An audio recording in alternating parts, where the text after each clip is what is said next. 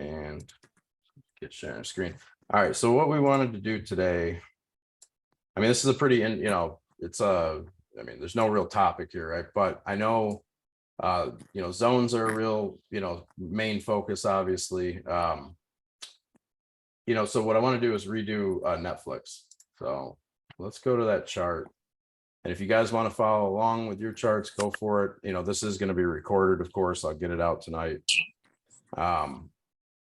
We can go from there. But what I want to do is I want to zone the four, the white zones that we haven't talked a lot on. I'll just go through it and kind of point out what I'm looking at. And then, after that, then what we can do is go through and look at the daily and then the 1 hour supply and demand zones. And we can go through, let's go through some names that you guys want to see as well. Like, I know today, some of you are trading Tesla. If you want to, we could go through either today's price. We could go through today's price action, like a 1 hour and a 5 minute, and just demonstrate how to find the 1 hour and 5 minute zones from scratch. Mm-hmm. Yeah, for sure. Actually, give me like 2 minutes. I need to get water, and I will be right back. Just give me a second. If you just want to talk less or whatever, everybody can chat. Yeah. And that'll give it a chance to maybe get some extra people in here. We'll see who wants to show up. Hey, Sigma, got a minute? Yeah, I'm here. All right, so I am on chapter 3 of the trading. In the zone? Trading in the Zone. Yes, I'm on chapter 3. I love that book. Yeah, I love this. I love the psychology part of it. It's an amazing book. Weren't you like going over chapters or reading chapters or doing something like that live? What was it that Yeah. So I was going over, I'll see if I can share my screen. Yeah, I can share my screen too. If you click on my screen that I just shared. Okay, yeah. View options and then click on your screen. Got it. Yeah. And Hey, so Sigma. Sorry. Hey, really quickly, do you guys want me to tweet out this if it's open for people to come test it out or no? How many people do we have in here right now? 14. 14. I don't really, I don't know. I think it's up to you. Like, if you guys want to like go over specific tickers and stuff. No, I think we're good. I think we're good with what we have. Okay. It was posted in the group chat with over 50 people, right? It's in the group chat. It's in the Yes, but I don't know how room. many people actively read it, so that's the only thing. No, but the group chat that it's posted in is the big one, yeah. 59, the one with 59 people, yeah. Yeah, options trading with Sim and Tequila and Friends. Traders posted in both of them. Yeah. I think that's good. And then we have the Discord. That's good for now. But so we were going over Mastering the Trade by John Carter. So what it is, I have the PDF for it right here. Okay. I zoomed in. Yeah, so it was this book. That's his first book, correct? No, this is a different author. The okay. one that you're reading is by Mark Douglas, and then this is by John Carter. So he goes through different trade scenarios, and then I also have the audio version of it. So the audio goes with this PDF, and I put this PDF in the Discord as well, so anybody can access it. But I'm going over this on the weekends, an hour or two a day. In the morning, so this is what we were going over, and it just has different trade scenarios, and it goes through different trade scenarios and like the psychology behind trading as well. So it's a different book, and then with the Trading in the Zone, I just listened to that one straight up audio. Okay. Yeah. All right. Cool. Yeah. Thank you, traders. Can you hear me? Yeah, I'm here. And that's Sigma that was just talking. Oh. I am back. It's all right. Okay. I just wanted to see if I'm actually even seeing what you're sharing. I'm actually seeing Netflix. Yes. Yep. So that's my screen that I'm sharing. Okay. We're gonna go over the zones on that, but Les was Sigma was just talking about the book you can finish what you were saying, dude. But yeah, that's my screen that we're seeing. So that you're seeing the right thing. Okay, good. Did you just clear your chart? Yes. Yep. Yeah, we're gonna go through it and start it from scratch. You guys can see what I'm doing. I needed to redo it. It just got messy. The zones were huge. You know, a lot of that shit was from before it dropped. So it's I mean, they worked, they lined up, but the thing is, you know, it was when you have that much volatility, right? After, you know, an earnings like that and a big drop, the zones become really big. But the thing is, now that it's settled out, like they're back to being like normal sized, and they were just too big to take. I mean, you could take trades on them, but I don't know. There was, you know, you could literally trade from the bottom of the zone to the top of the zone. And it was just too big for it, you know. I want to tighten it up, and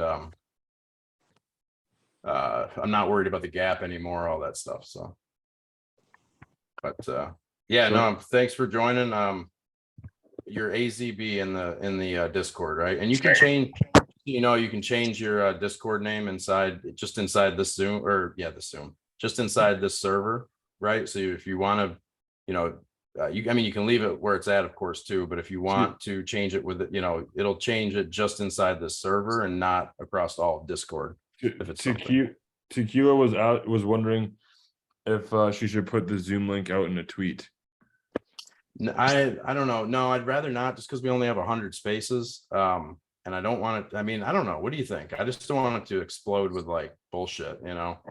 Yeah, if we did that and it did fill up, we'd probably have to keep it on mute. And then yeah, I want people to be able to ask questions. Yeah, and you know, it's kind of why when we put out the tweet about doing it, it's like, hey, shoot us a DM if you're interested, you know, because that way, I don't know, you know, once something goes out on Twitter, all it would take is, you know, 20 people to come in, and I don't know. Yeah, like I want people to be able to ask questions without dealing with bullshit. But I don't know. What do you guys think? I mean, is there another No, way to that do sounds good. I just didn't know if that's what you wanted. So that's why I asked. But you know what you can do in the future, especially if it's from a marketing perspective to get people engaged, those that are interested, is maybe say, you know, we have 50 spots open on our Zoom this evening. DM if you're interested, and that way they can be given the access code or whatever. You can do that down the road. Just thinking out loud. Anyway, continue on. No, for sure. And you know, that's the thing we did. I mean, we talked about it in the space that day. And honestly, this was just kind of, I saw your conversation, you and SJG, in the Sims Friends group or whatever. And I you know, we just said, we literally just started talking, and it was like, hey, should we share the link? I think Les was like, hey, you know, why don't we share the link with, you know, in there, and that way people can come check us out, you know, because obviously, yeah, no, sounds good. Yeah, so, no, that's awesome. Thank you. So yeah, we should plan something like that a little bit more ahead of time, but that was not, you know, plans are not always, you know, today was not maybe a planning day. No.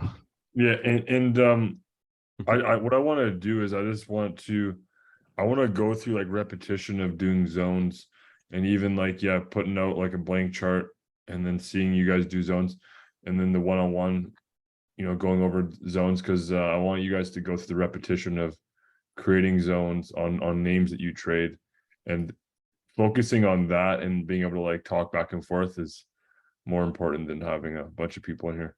Yeah, for sure. And I mean, look, that's the thing. We are gonna do and I know Tommy, I don't know if Tommy's in the call tonight, but I've known Tommy for a long time. So I know he and I were just talking today, same with what Les and I have talked about, you know, doing something where we put out that blank chart, right? Or, you know, you can know what ticker it is, but just, you know, a blank chart, something that we don't necessarily trade right away, or maybe we'll do things we do trade too, but and then just, you know, spend a couple days like practicing, asking questions about it, and then we'll do a call, right? We can do like a class like this, and then, you know, you can already have submitted like your charts into like a channel, probably the zones practice chat, you know, something like that. We'll just use that towards that. You know, we could use that for that call that night, and then we can sit here and go through it, right? We can all do it together. You guys can adjust your charts as needed. That was pretty effective, especially for the regular zones that don't have, you know, it'll be effective for both. Yeah. But something I used to do back in the day. So right, the first thing that stands out to me is that 4-hour supply on August 15th Well, let's start with the regular zones. Let me zone this regularly so it doesn't clog it up. Yeah. The only reason, mainly just because that's how I look for, you know, the regular zones. You kind of want to just see like the overall thing for it. Whose thing was going there? Should I mute? Dale, can I mute you? Yep. Okay, Go I ahead. mean, you can unmute, of course, if you want, but Yeah, no problem. all right, cool. All right, no doubt. Yeah, and I mean, Les, feel free to point something out. I just want to start with the regular zones. So yeah, definitely a couple things, right, come to mind. And I don't know, these don't always stick, right? But I want to see, this may be a little big, but this is one of the, not there, but one of the first things that comes to mind, right? It's where we base out after this big drop. This is going to be included as well here. But I like grabbing this now, you know, this Can is everybody, yeah. can everybody see the candles that the candles that he attached them to there? It looks like you attached it to the green candle after the parabolic candle, correct? Yeah, I did. Yep. Okay. Hold on, I don't know what the drawings. All right. Yeah, so again, these are not the supply and demand zones. These are just the regular white zones. And I'm going to end up shrinking these down a little bit, but that's the first thing that stands out. This is the process that I literally just go through. And, you know, a couple of things. And sometimes it is the supply and demand, right? That's the thing. Sometimes it is the same level. So I come over here and I don't, you know, this one obviously stands out. I do tend to stick to the bodies. Yeah, that was the one I pointed. That was the first one I noticed. Yeah, no, absolutely. I will say instead of grabbing though the bottom of it, right? Because what I'm comparing it to, and I may actually drop it down some too, but I know that this is going to be a level over here, right? So maybe I'll do this because what we're going to do is we're going to go back in time and I'm going to show you what I look at, right? So let's do that. And what I'm doing is I'm just grabbing it off of this here and here, right? So I'll try to slow this down, but I don't zoom in too much, right? Sometimes it helps to just kind of flatten it out, right? And zoom out a little bit. But my point, you know, same idea here, right? We came slamming down and this is where we landed right after that first drop. You know, I don't want to grab the wick up here. But I know that somewhere in here is a zone. So I'm going to put it right here for now. It's on the top of the wick of this, you know, center bearish candle. And if you look right, the market open, let's see, I believe this was the market open. So that may actually shift a little bit. It doesn't make, you know, there's no set rules, but we're going to leave it at that for now. So I do like the way this looks though. So I am going to grab this. Because I think that would just be nuts. But what I want to see is if, hold on, see over here. So what I want to see, right, instead of just grabbing the whole green candle, right, I want to see if maybe that, yeah, see, I like that right there. And then really what I'm doing is I'm grabbing this red candle. And there's a couple of reasons behind it. So two things, right? One is, you know, I'm looking at where the candle structure is. So even though this would be my supply, you know, this is going to be your 4-hour supply zone, that bullish candle there.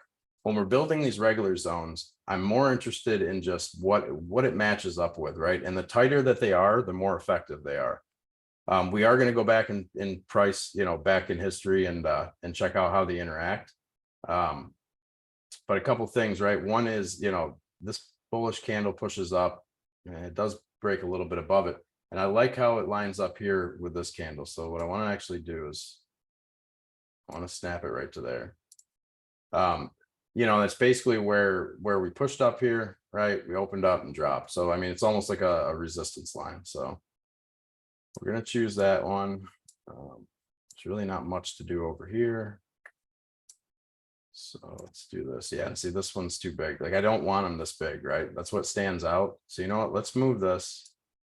I see this right here, right? So I see where this pushes up and then we pull back. And that's to me, that's a good indication. This red candle here, can you guys see that? Is it blown up enough where y'all can see it? Now it probably is now. Yeah, it's fine. Okay. That's better there. Yeah. I know if you're on a smaller screen, it's gonna be harder. I'll try to zoom in and out as needed. You know, the thing that I'm watching here is a couple things, right? What was that? Oh, That was my you know, chair. okay, no doubt. It wasn't a fart, I swear. No, actually, I thought it was your cat again, so I was gonna give you shit. Yeah, a couple things here, right? Where we wick up, you know, we push up to this general area. Obviously, we blow through it, drop back down, and then this pushes up, and then the pullback, right? So when we see some indecisiveness like this, you know, it's where the struggle happens, right? It's where the supply and demand are more balanced.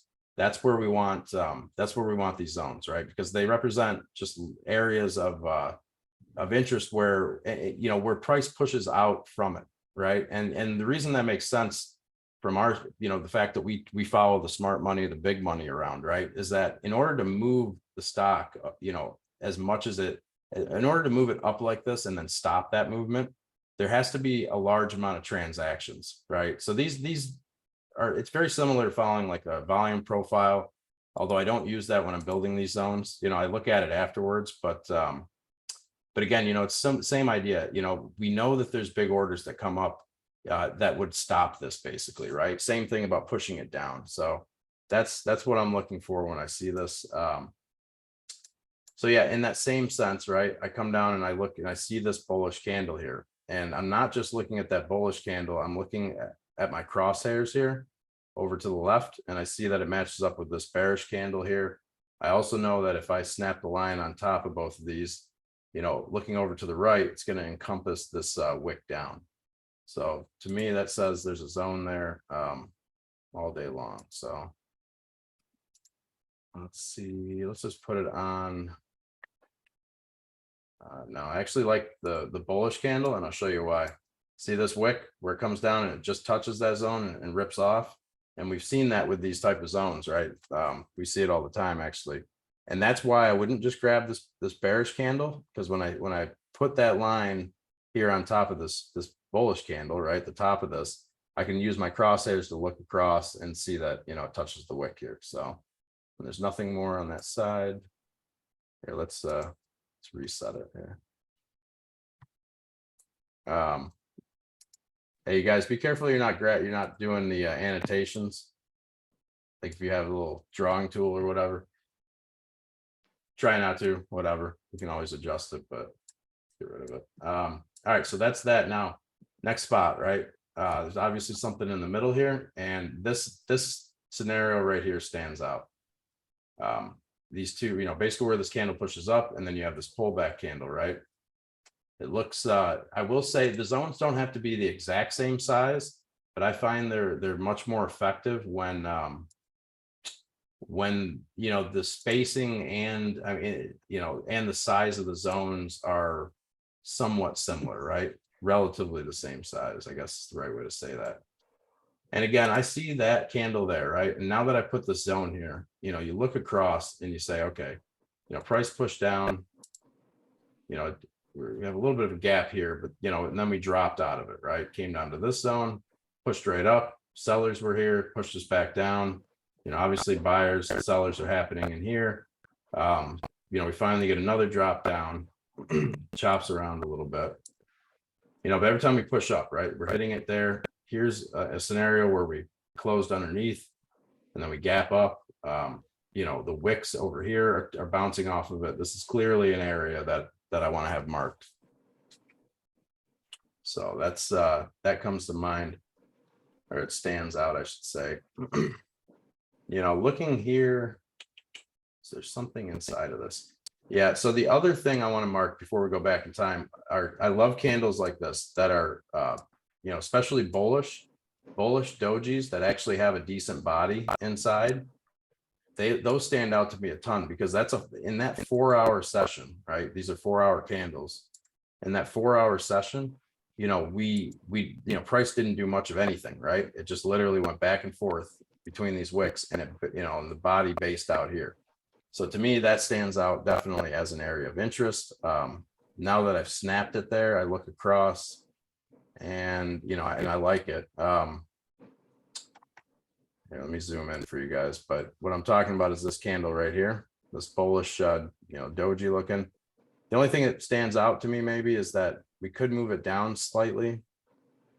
Let's see what happens when we do that. You know, because when you have these big liftoffs like this, when it pushes up like this, you know, that stands out. So, and I come across here, this bearish candle, right?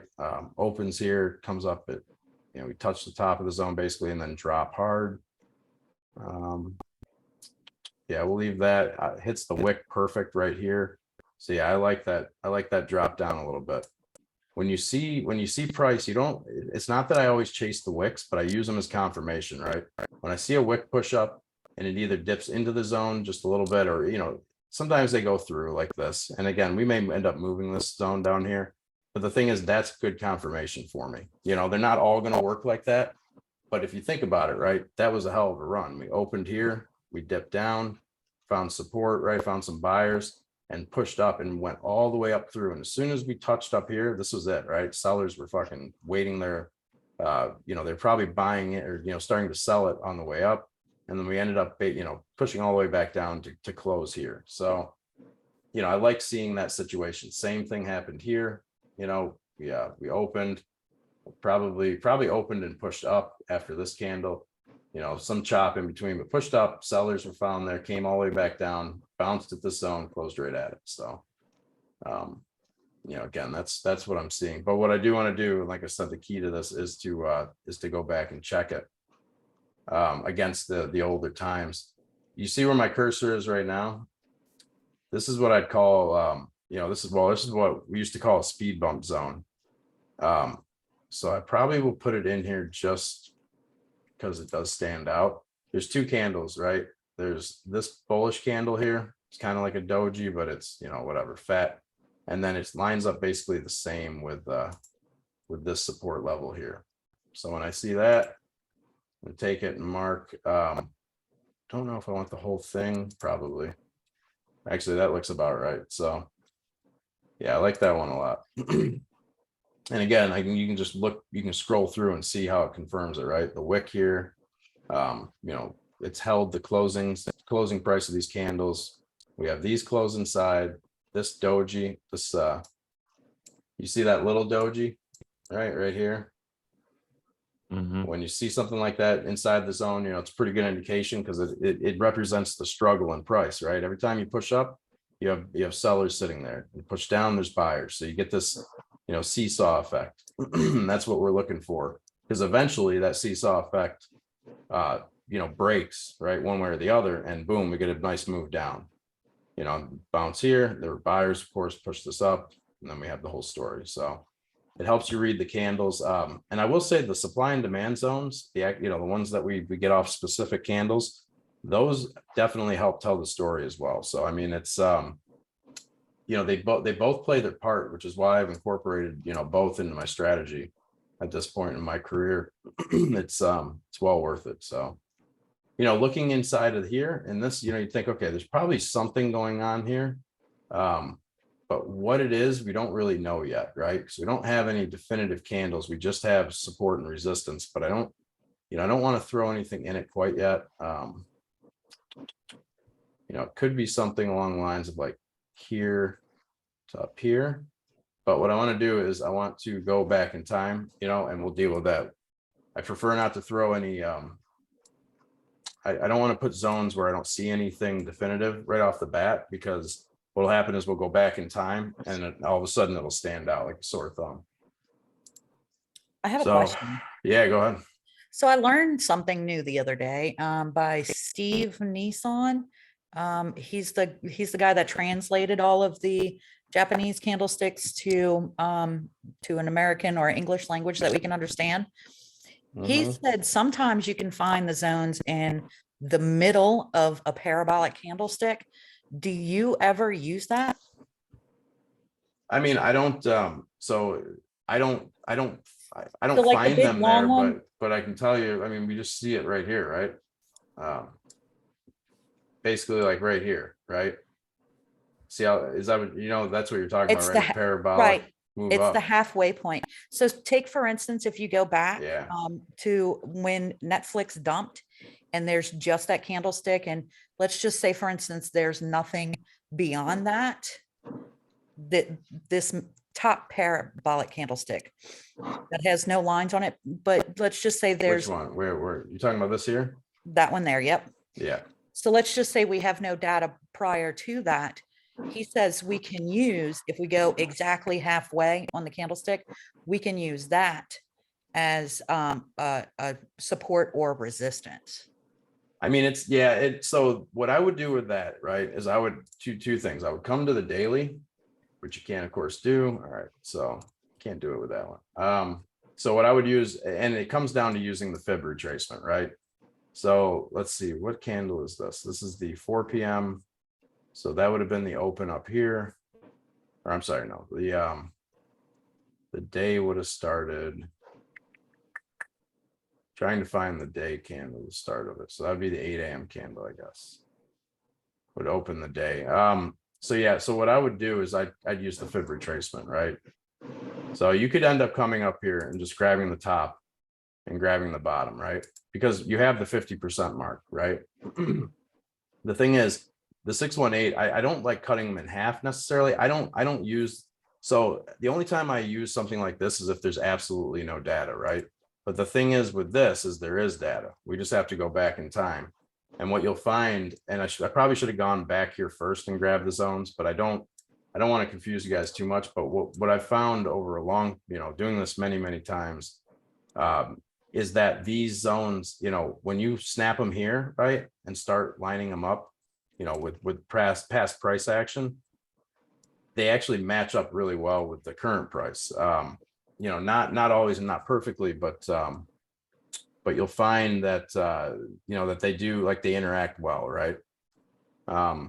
So that's what but yeah, if there's no data whatsoever, then that's something that you can look at. I prefer the fibs, but I haven't studied all his work either.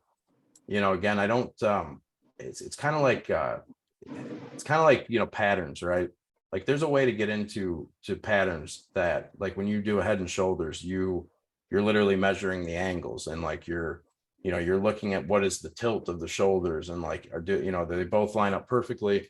And I mean, the thing is, I just don't get into that level of scrutiny on the candle patterns, because even at their best, they don't and I know this is a different subject, as far as just interpreting the zones, but yeah, I don't know. I mean, that's not a bad thing. I guess I don't know enough about grabbing halfway points, because most of the stuff we use at this point always has data. You just have to go back in time for it.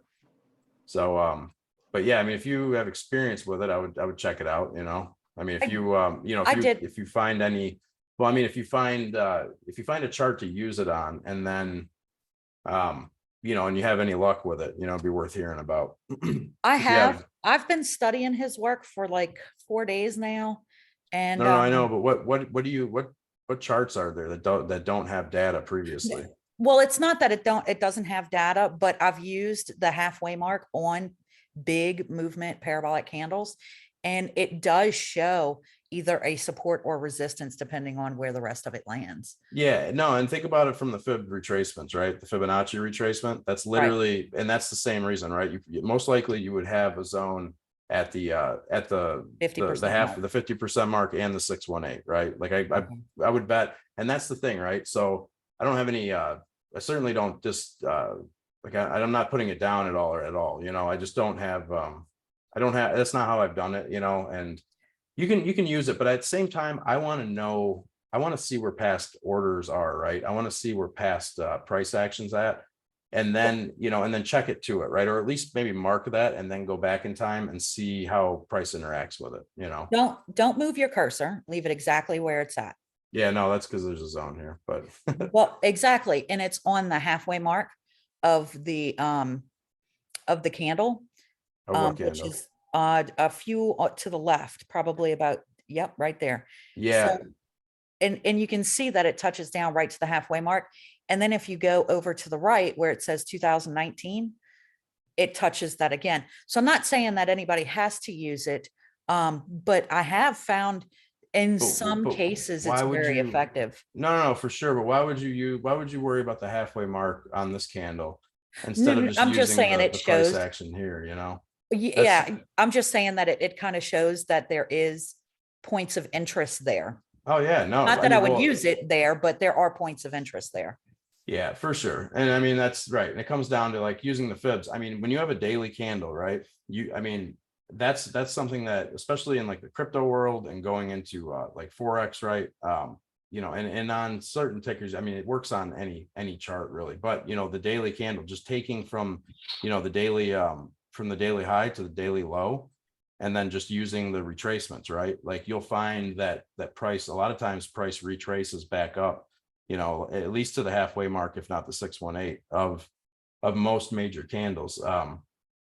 Like I said, it works better. And I, you know, and I'm not even talking about huge candles like this, you know, like on one day, just normal, you know, daily candles that tend to range big, which you can see obviously more often in you know, in the Forex world and whatnot. But yeah, you know, and so it makes sense. Yeah, the halfway mark on a candle would be that 50% retracement. I'd have to look at it more, but yeah, it's definitely worth reading. I mean, that's the stuff that Monitor recommended, I believe, right? Are those the books that he recommended? Yes, their videos, their Right. videos, and they help you find the zones. There's supply and demand, and there is supply and demand, and oh my God, I don't know why I'm drawing a blank. Well, it's all just supply and demand, but you're talking Support about like and support and resistance. resistance. Yeah. Support and Yeah. resistance. And he's explaining the difference between, well, in one of his videos, not the two that Monative sent, but in one of his videos, he explains the difference between support and demand and I'm sorry, supply and demand and support and resistance, which I still haven't caught on to that yet either. Yeah. Well, I mean, feel free to share them, you know, for sure. Or I think he shared the videos and we put them in the helpful videos Yeah, he tab, did. I believe. Yeah. So if you have more on them, you know, feel free to share it in the chat. I can always put it in the you know, one of the mods can throw it in the like one of the channels that it won't get lost into, you know. So yeah, so I mean, look, I mean, that is another, it's probably very similar structuring, right? I will say though that the best thing, I mean, the way that I get the most precise readout on the zones are comparing it to past, you know, across the past, right? So I mean, no matter what, I would always recommend just going in and finding things across the past, right? So I'll explain where we got these, and then we can keep moving forward. You know, again, where this comes down in bases, that to me stands out, obviously, right? We snapped a line right there. Now the question is, do you put it just up here, right? And it does kind of match up with the wicks here. It would encompass some of this, but the more I look at this and I see something like this where this candle pushes up and we close right here, the reason I snap the line here is you move across and it matches perfectly where we opened on this candle. You know, it matches where we closed this bearish candle here. Right. So I mean, and when I look at this and I see, okay, I like it on the downside. Now that's just, you know, again, that's based off what we're seeing here. This candle here, a couple things stood out, right? Obviously where we pushed up to after we came down hard, came down, bounced, landed here, right? We pushed up, this stands out. Now you could jump up and maybe put it a little bit higher. You know, this is where it gets pretty indecisive, but what I like is that we, you know, you have this doji here, this bearish doji where that really lands on it. You know, we push up this candle. If you're reading this price action here on the way up, right? It's about structuring the trade as well, right? If you're interpreting this, you know, all these candles, I mean, obviously this is choppy as hell on Netflix. This is back in, you know, 2018. It was a big move up, right? But if you saw this candle push up and close here, to me, it's like, okay, do you snap it here? But reading this candle, right? Really reading the zone, it's like it closed the 4 hour above the zone, right? And what does it do? It comes down, it retests it, almost retests the bottom perfectly. I'll try to move my cursor off. And then boom, we get this next move up, right? That moves up pretty quickly. And the next zone that comes up, and if the more I squeeze it, this bullish candle right here that almost looks like a doji, right? Again, it's one of those with a body in it that stands out as another zone. And normally when I see that, I'm going to grab the whole thing, right? And I like that over trying to make the bottoms of all these match at this point. you know, looking at it, I mean, I like the way that this stands, although there is one here. You know, we'll see how it matches up on the other side, but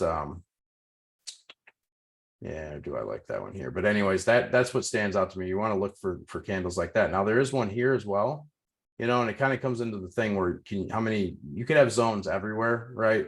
Obviously, one of the biggest things to keep in mind is you don't want to overdo it. You want more of the main areas of movement, right? I forgot where the drop was now that I'm sitting here chatting too much, but let's see if we can find anything else here and then move up.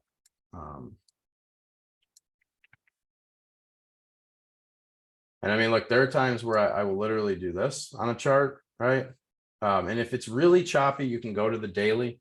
But the reason I don't like grabbing daily zones is that it's for the way that I trade, unless you're just strictly swing trading.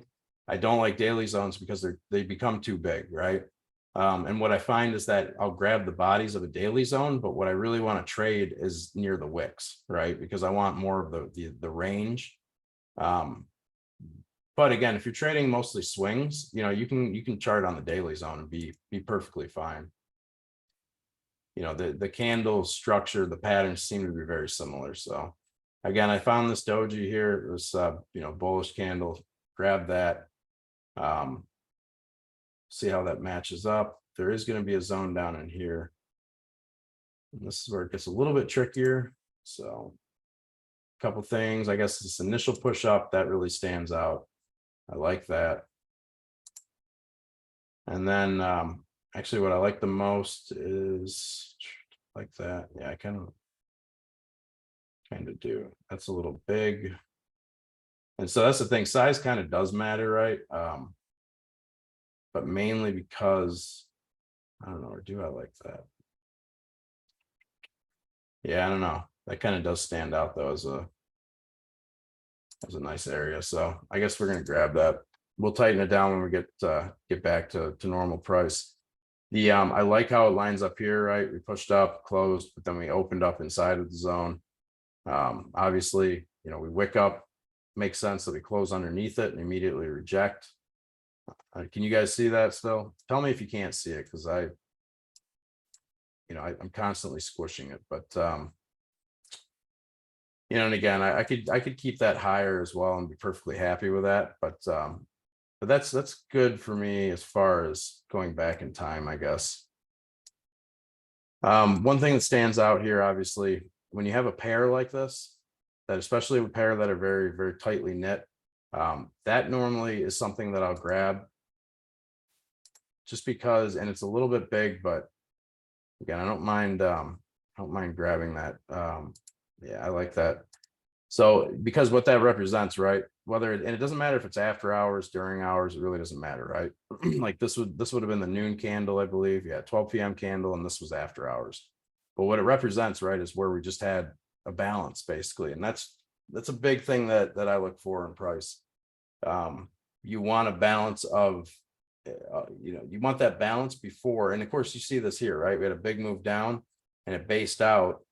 And then you have, you know, and it kind of represents it by this balance here before it moved down again. And, you know, it doesn't always have to be a drastic move down, but you want to find kind of an area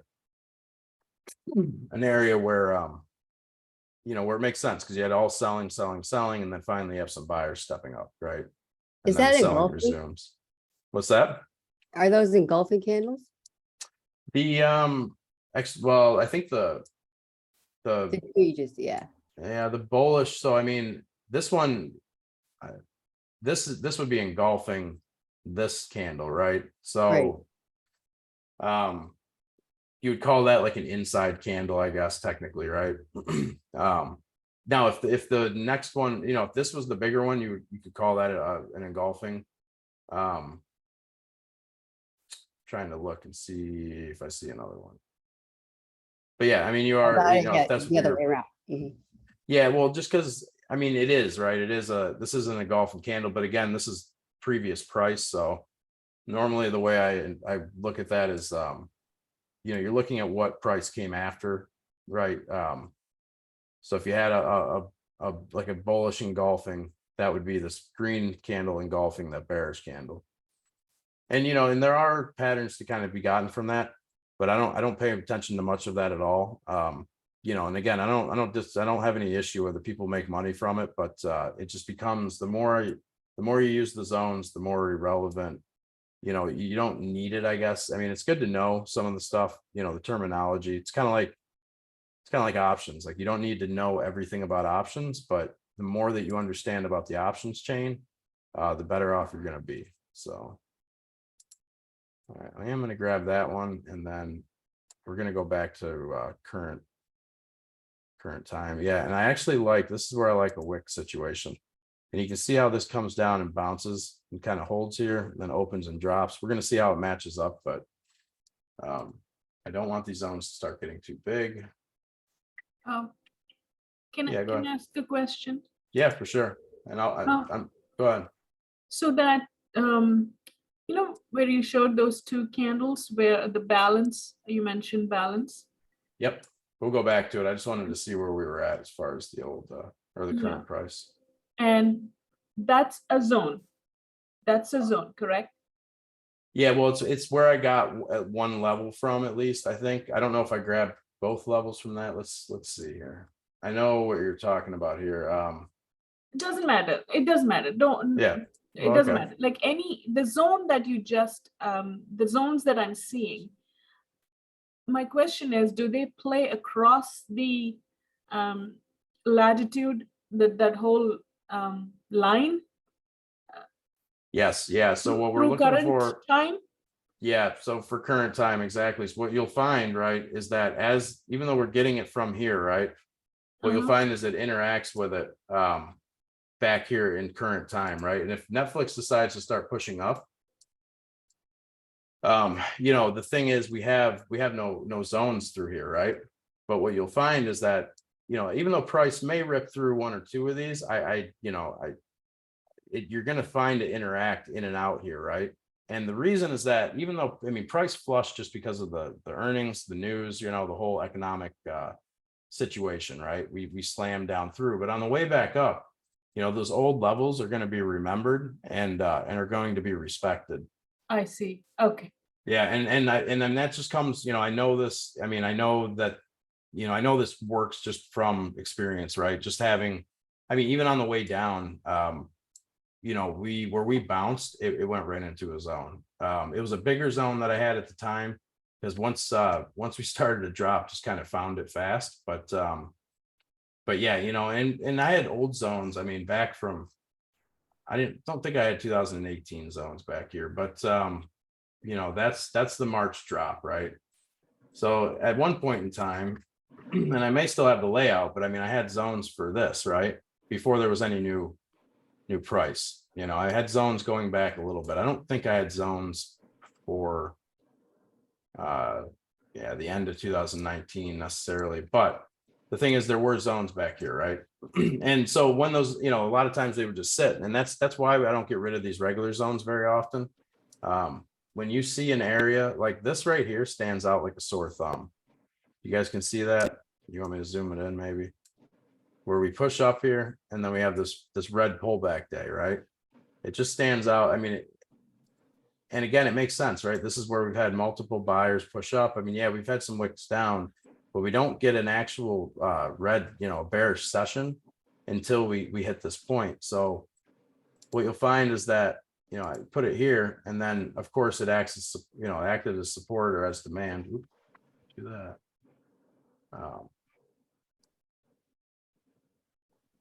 And then even in here, you see some interaction with it, right? Like even on this day, this is right where we wick up to.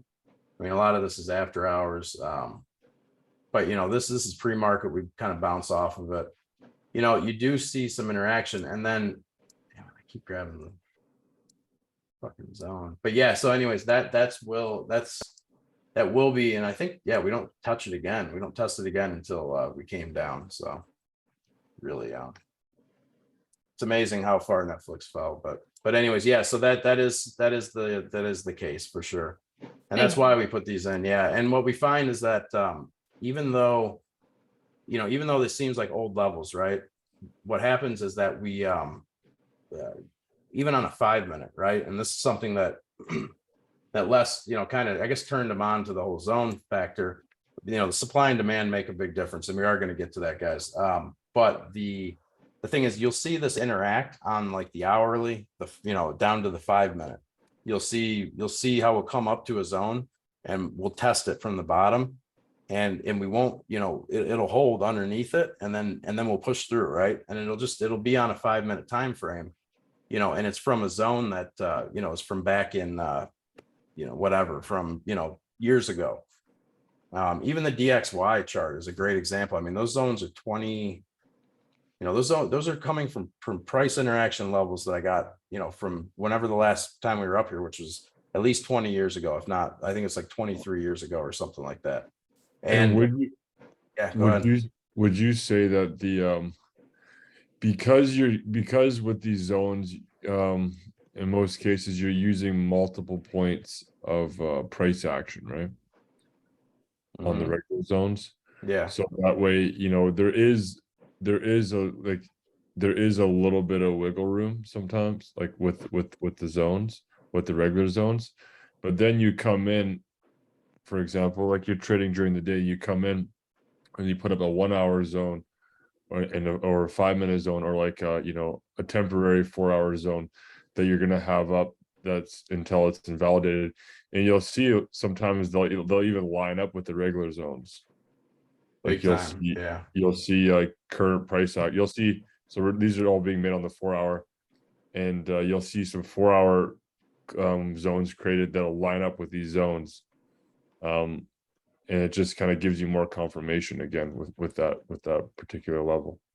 It does. And I mean, and it's one of the things that, I mean, there's a bunch of examples that, I mean, we see throughout the day. Like Apple has been really good about respecting the zones. If you look at SPX, right, I mean, we still play the supply and demand zones that are coming, because that way you can get a specific signal, right? So when we have a supply or demand zone, which we'll just finish up this and then we'll get into it, because I don't want to, that is a big part of the strategy. You can get a specific signal for this, right? These zones are more like general targets, although we do see them work on a very specific level, right? So that's, but again, these, even on the 5 minute, I mean, during the day, if I know if we're heading up to a zone, it's not surprising to see it base out there. So like for us doing day trades, as we approach a regular zone on SPX, I know that if I have a 0 DTE or even a 1 DTE, 1 day till expiration or 0 days till expiration contract, I want to be locking in the majority of my profit before we get up to that zone. And before we even, get close to it, right? Like as we're approaching it, I will, I'll be scaling out. And the reason is that I know even if we're bullish and we're going to push through that zone, the thing is we're going to base out there, and it eats up the premium, right? So they're very effective for swings. Once we get in, once the market finds a general direction, we're going to do some more swing trading. And, and I think, I mean, that's where Alex? these zones really shine. So yeah, buddy. Oops. Just one question for you. So you're using the 4 hour, no, that's the longest one, no daily? No, I don't use the daily for these zones. I mean, the reason is that when you operate on the daily, if you were swinging, if all you were doing is swinging, then in my opinion, from my experience, the daily zones are they're too generalized, right? So instead of having, I mean, this, it's just an example, but instead of having the 2 zones here, you would have you'd have a zone in the middle basically, right? Which is fine if what you're trying to take is, a trade here, up to maybe this up here, right? But what happens on an intraday level is that you get this big drop, like, you get a big wick out of it, and you have to tag out. Like it's hard to take trades, on it, even if you're doing shorter term swings, like you're trying, you're doing a swing trade, but you're expecting that move to happen, day in and, within a couple of days. The other thing is that I want to maximize my profit, right? So I don't really want a general area that we're going to land. What I really want is where are we going to wick up to, right? Like what's the highest point that we're going to press? And that's where like having a zone here, right? Where we wick down. I mean, if you're short here, you could, and you see that we're breaking the zone, you take it all the way here. But if you're on a daily, maybe that zone is just, you know, somewhere a big chunk like this. You know, I mean, that's a rough estimate, but I mean, look, you can still find these I follow zones that. on, It's good. yeah, you can find them on the daily, but for doing what the intraday stuff, we try, it's the same reason why I don't use a lot of the, like, I don't chart out the supply and demand zones on the 4 hour that often. Like, I want to know where the main areas are, but I also know that like the hourly, the hourly supply and demand zones give us multiple signals throughout, you know, a single day, right? Because every time we get an hour closed, you know, we get an hourly candle to close, we can get a signal from that. We can get some more information. So, you know, but if you're on the 4 hour, is they are important, but you only get 2. So like, I'm not as concerned with those. I'd rather worry about the, you know, the hourly, and then obviously the 5 minute we use a ton. So, yeah, that's basically why. The other thing is the 4 hour really represents, I don't, you know, for whatever reason it is, it's a very good representation of what price is doing. You know, and it gives you levels better, you know, for whatever that reason is, I guess. But all right, so what do I want to do here? I kind of want to grab just in the middle, but I think that'd be too big. So what I want to do is come here, grab that. And I'm grabbing that off of this, you know, pretty much everything that it's playing. And then I want to grab the bottom of this. Yeah. So what I see is this doji candle here. And again, maybe we just grab the body of that. Would that be? Yeah, actually that does look good. I like that. So again, this doji candle, this green, you know, this bullish, you know, semi doji candle. If you come over here on the top, it's right where we wick down to and bounce. If you look at the bottom, you know, if here, obviously you come across it, it's where we kind of wick up to here, right? And it's where we wick up to here before we have this big rip. So again, this wouldn't be a main zone if I was, you know, only paying attention to this. So the next thing, of course, is there's got to be another zone, right? So what I like about this is definitely where this bullish candle ripped up and stopped. That's good enough for me. And then on the downside, I just would grab this right here off the bottom of this like tombstone type candle. And again, that's confirmed by if I come over where this, you know, we had like this dead cat bounce here. So we dropped right, came all the way down, wicked up, closed. We have the dead cat bounce. We also have the wick here. So that stands out to me for sure. All right, so let's move. So let's just go back and let's see what it looks like over here. Don't think there's going to be a lot. Yeah. Can we compare it here? No, we can't.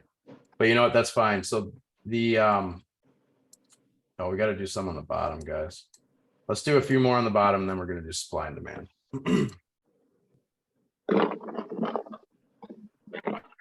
And I don't know, Les, do you want to do so? You want to like share your screen and do some of the supply and demand? Or do you want me to just What we run could through do and is do we it? could even just stay on Netflix and then just put in some 4 hour, 1 hour, and 5 minute supply and demand. Yeah, for sure. What I might do real quick is just try to put these all in a group so I can turn them off. That Okay. won't take that long. You know, you can just chat, you know, about something. Yeah, I cleared mine and I've been following it along and I did it too. Nice. So Yeah, cool. that'll be cool to see how you group it because I've never done that. Yeah, for sure, for sure. It's a Is nice it, feature on guys? TradingView.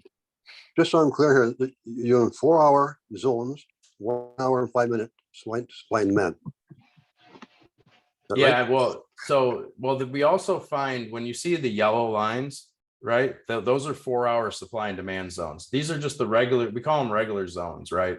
Just the regular white zones. The thing is, I find them on the 4 hour. Once in a while, I'll switch to a daily, you know, but if as long as I can find something on a 4 hour, I'm sticking to it. In the 4 hour, the yellow 4 hour supply and demand zones that we'll create some here that are created off of more recent data. Once those, for example, if you have a demand and say we break to the downside through the demand and close, and that 4 hour zone is invalidated, then it's removed, it's gone. Whereas these regular zones, they remain. And that for that example that I just said, the 4 hour zone, that was created off of like, you know, that's the most recent 4 hour demand zone in that occasion. Whereas these, they're built off previous price action.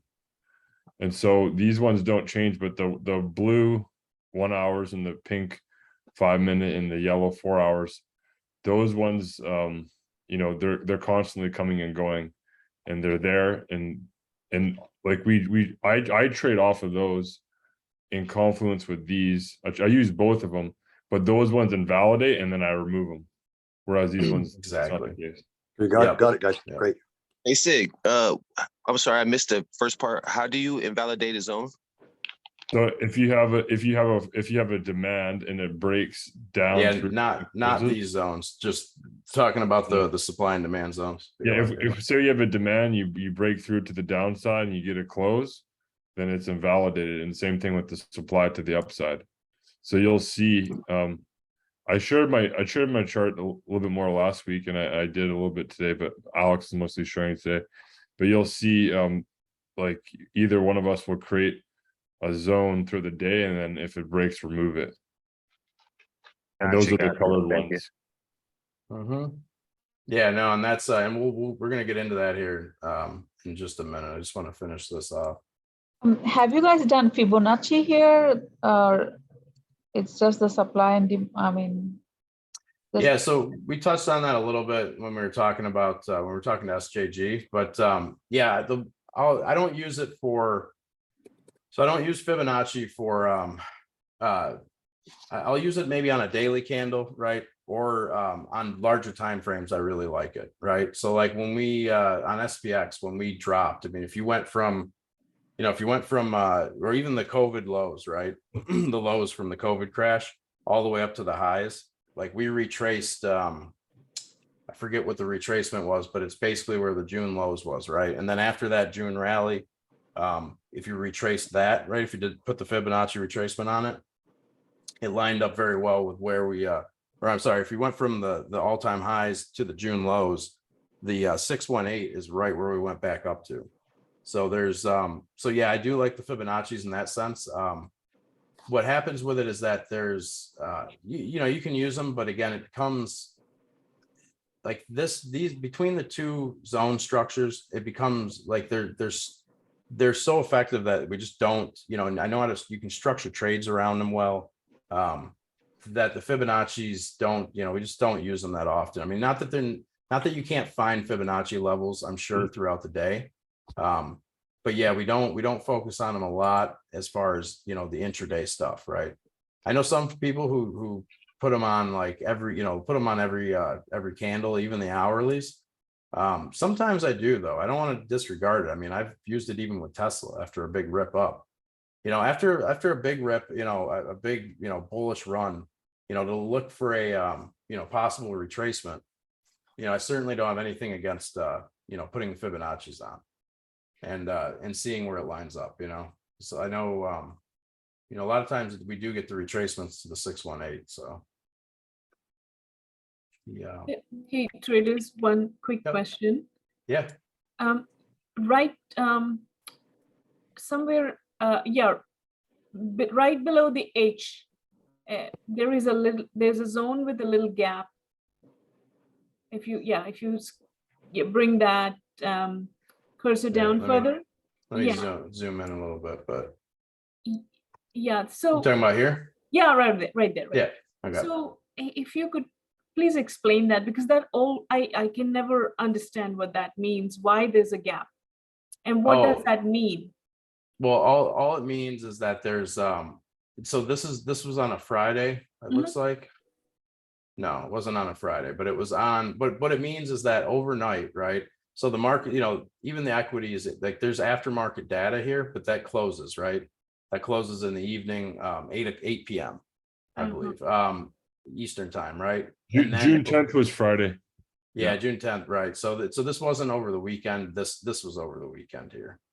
This gap right here, but this gap in particular, right? This was just where like futures, you know, overnight, like futures went down, right?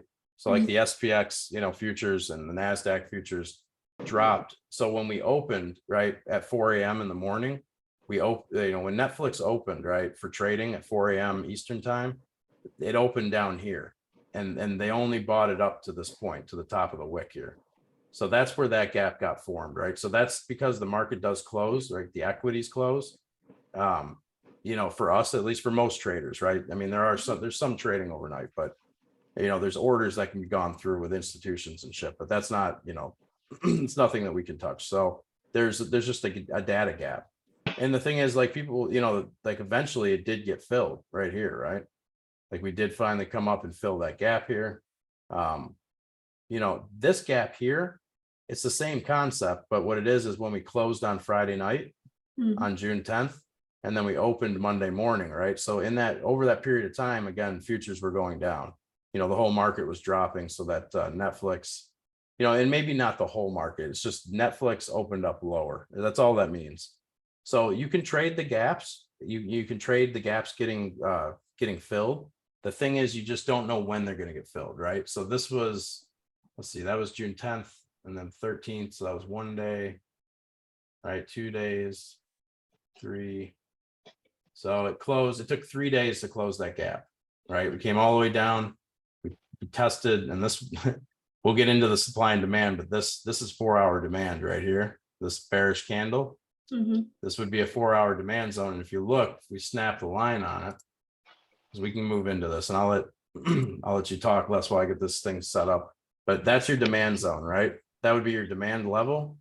And then this would be the close of that candle. So we only use the bodies, right? And again, these are different zones than these white ones, but they shouldn't be pink. But anyways, that is 4-hour. That's your 4-hour demand zone, right? That's yellow. But and you can tell that it's true, or that it's valid, I guess you could say, because we came down, right? And when we finally touched it, we almost touched it to, you know, and it doesn't always have to touch it perfectly. When you get this close, I mean, you're within a couple pennies there, you know, we get this bounce, oops, you know, bounce up, a seller step back in, push it down. You know, we finally dip into this demand zone, and then we rally up out of it. So, you know, that's just a little side note there about it. As far as the gaps go, though, that all it is just a gap in price. It just means that between the time that the market closed, the after hours closed, and the time that it opened back up, you know, the next trading session, there was a movement in the market to where the market makers moved the price down. So yeah, why it throws me off is sometimes in the chatter they'll say, oh, the gap got filled. Yep. And it seems like if the gap got filled, I feel that it's going to go down.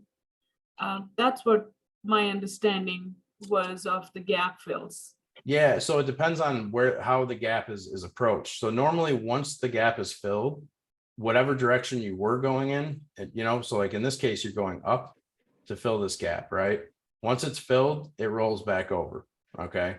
Same thing here. When we fill this gap, so, you know, again, these don't, you know, ignore the color of these, but that would be, you know, I don't know. I like using the bodies, but, you know, even if you use the wicks, right, that between these two yellow lines up here, right, that's your gap. That's where the real gap is. But once we came up here, we tried filling the gap here, came down.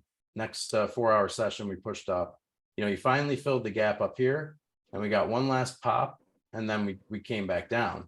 Now, you know, it doesn't automatically mean, now if we came down from the top, right, say price said, I don't know how, you know, say the gap was created on the way up, right? You know, when price was moving up, then the way that you'd fill that gap is by price coming back down. And once it's filled, it can turn around and then go back up. So it doesn't necessarily mean that you're going down after the gap's filled. It's just a lot of the gaps are created recently on the way down, just because of the bearishness of the market. So Got it. Thank you so much. yep. Yeah, no problem. All right. So let's, I think that's going to be fine for what we're doing. If we drop, we start dropping again, or yeah, there it is. All right. It's like, where the hell is current price? You know, if we start dropping again hard, I will, you know, we'll come back. Well, actually here, let's put this one in real quick. So yeah, I see this bullish candle here, you know, where this dip is, and that stands out to me like a sore thumb. And when I snap that line on it, you come across, you can see the interaction right here. You see the interaction in a few spots. So There's another one right here. Yeah, let's just finish this out, I guess. Do I like that? Yeah. Yeah, so I see this bullish candle where we lift off from, right? I want to grab that. It matches up pretty well with this shit here. We come across, I just see enough interaction with it. And again, I'll post this chat, of course, for anybody that Okay, I'm gonna go get a t-shirt. We'll get a t-shirt then. Decide after that what we're doing. Hey Tommy, I'm just gonna mute you, bro. Your mic's hot. Hot mic, hot mic. Okay. And then one more zone. As my son says, one more. Come on, jump one more time. All right, this doji is what I was seeing right here. This this bullish candle here, and it's also the consolidation here, obviously. But I'm gonna grab the body of that. It looks good to me. All right, that's good enough for now. All right, so what I want to do is how am I gonna do this? I guess I will post.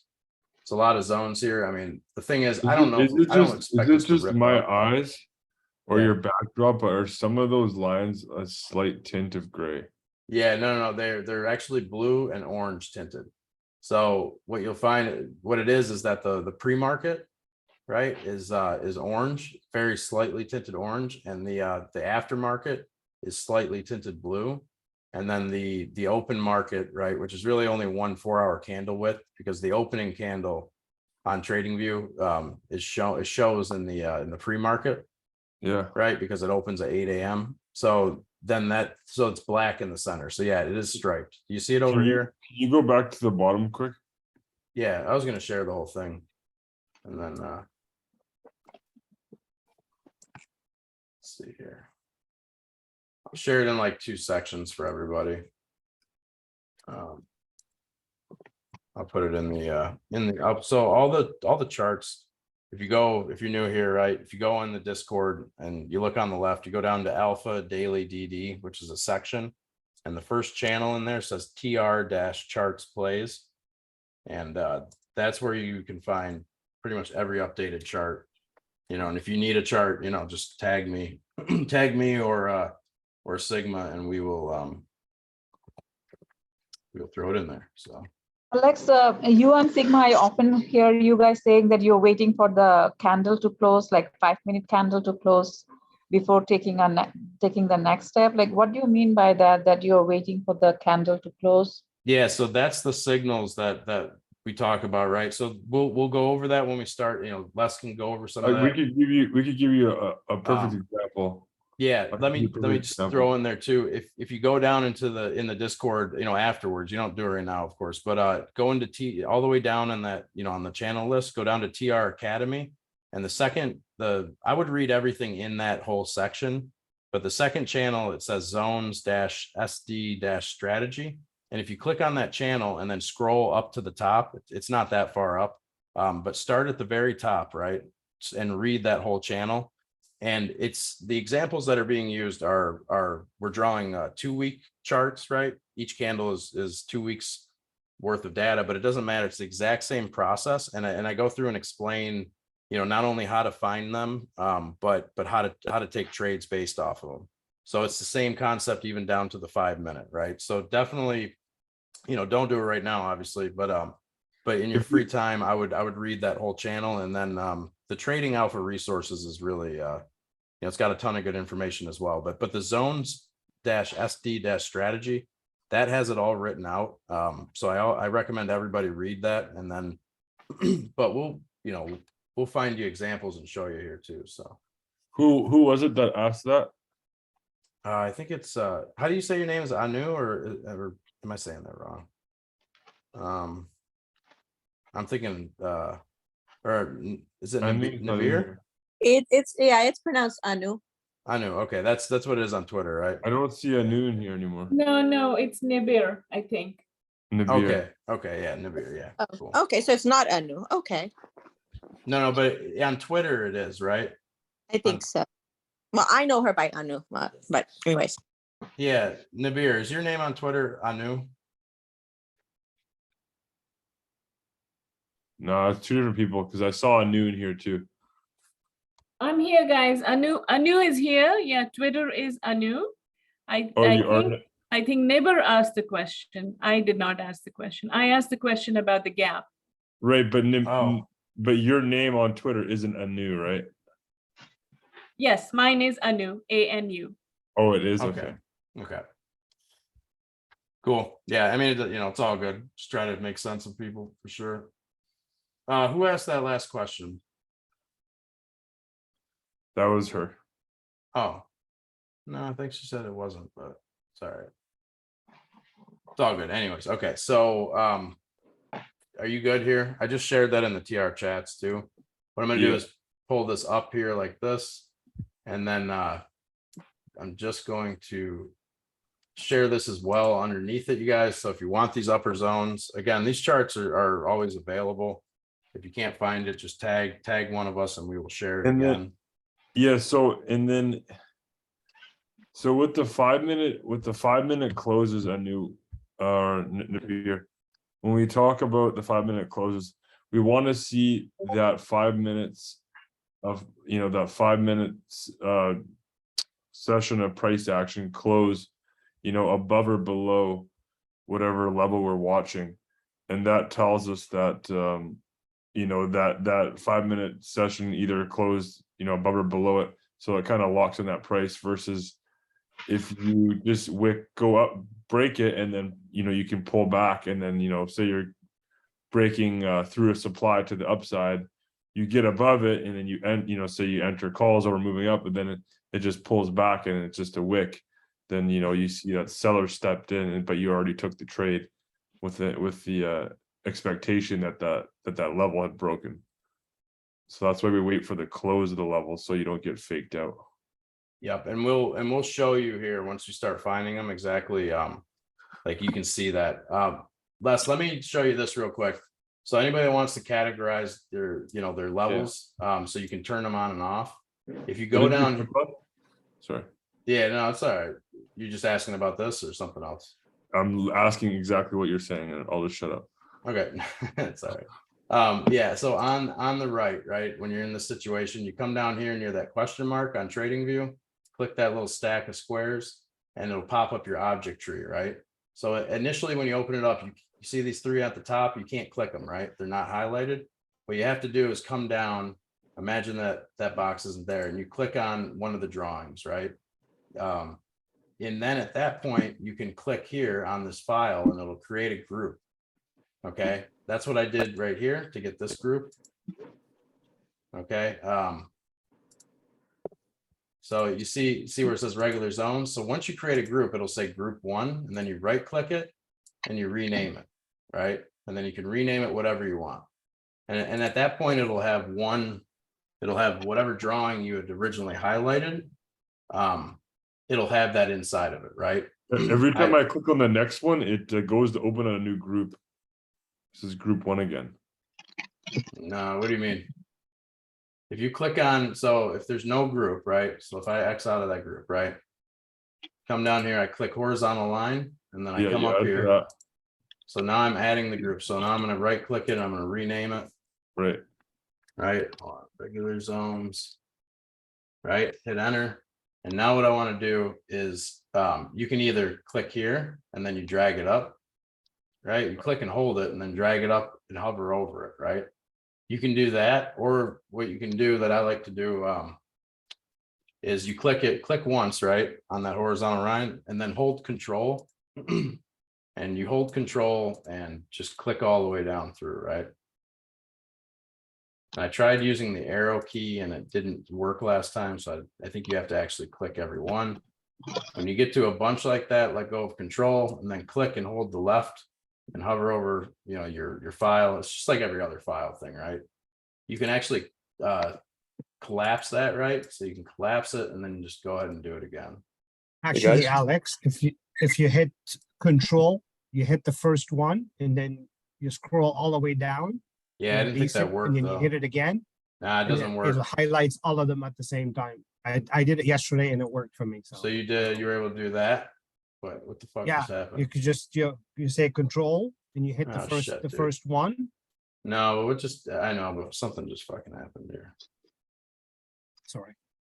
That's all right, dude. I don't know what, Hey, guys, just zoomed it is all, I guess. this course today has been great. I didn't understand how you're doing zones and doing demand and supply. Now I get it. This is great. Thanks a lot. Yeah, you're welcome, man. I'm glad. So That's Eli, awesome. I'm grabbing down lower. I don't have anything. Are you holding control alt? Yeah. Try control No. shift. If you click the very bottom one, highlight Right. the first one and then click the bottom one and press control shift. Yeah, I just didn't do it. Didn't do it? No, I was just say I was trying this the other day. So that's all right. I'll play with it later. I don't want to waste your guys' time, but yeah, you can play around with it. I'm sure there's a help, like spending 30 seconds searching the help would do it as well. So, but holding control and then just clicking each one will do it, right? And the point of doing this is that once it's all in this group up here, so now I'm just going to grab it, put it in regular zones, right? So now that it's all in one group, I can come over here to this little eye symbol. And I mean, you can lock Yeah. it too, right? So I can lock them all. That's great, right? I can come over here and hit the eye symbol and poof, now it's a blank chart, right? So I recommend everybody doing that uses TradingView, because that way, if you're practicing zones, right, or the supply and demand zones, or any of the zones, doesn't matter what, you're working off of a blank chart instead of seeing all those other lines, because I don't care when we're doing like if we're going to do the 4-hour supply and demand zones, I don't care where the regular zones are, right? I don't care where the hourly supply and demand zones are, any of that. None of those have any effect on the 4-hour supply and demand. Just like 4 hours don't have 4-hour supply and demand don't have any effect on the 1 hour or the 5 minute, so but yeah, so let's see here. You want me to just start finding them, Les, or are you good with that? Does that make sense? What we just did? Yeah, Alex, I no, it figured it does. out. I can't. The control isn't working on my computer. That's that Apple issue, It's They fucking make everything it's complicated. fine though. It's not a major thing. Yeah, no, you can do it one at a time. That's what I did for the first 5 or 10 times that I used it. Then I realized I'm like, there's got to be a better way. So Yeah, anyways, it's actually shift. You hit shift, you hit the first one, like the first line. You okay. remove your finger off shift, you roll all the way down to the bottom, and then you hit shift and you click on it, and that would highlight all of them at the same time. Okay, excellent. Yeah, so you don't use control at all with that. So yeah, no, it's great. It makes it's sense. just shift, you hit the top one and you roll all the way down without pressing the shift. When you get to the bottom, you hit shift, you press the last one, it highlights all of them all at the same time. Gotcha. Excellent. Okay, cool. Very cool. Thank you. Yeah, that's great. All right, so let's so should we do the 4-hour supply and demand, Les? Or you want to start with maybe the Hey, hourly? that worked, Eli. I got them all. Yeah, nice. Thanks. Let's do the hourly. This is what I Yeah, want. let's do it. Let's run through a couple 1 hour, 4 hour, 5 minute zones, and then Yep. if there's anything specific people want to go over, let's do that, and then we'll wrap it up. Yeah, perfect. Okay, beautiful. All right, so what we're looking for, right, is let's just start it from normal price, right? So a couple things, right? What we're looking for are, so when you're looking for supply zones, you're looking for a bullish, it's always going to be a bullish candle, all right, for supply. And for a demand zone, it's always going to be a bearish candle.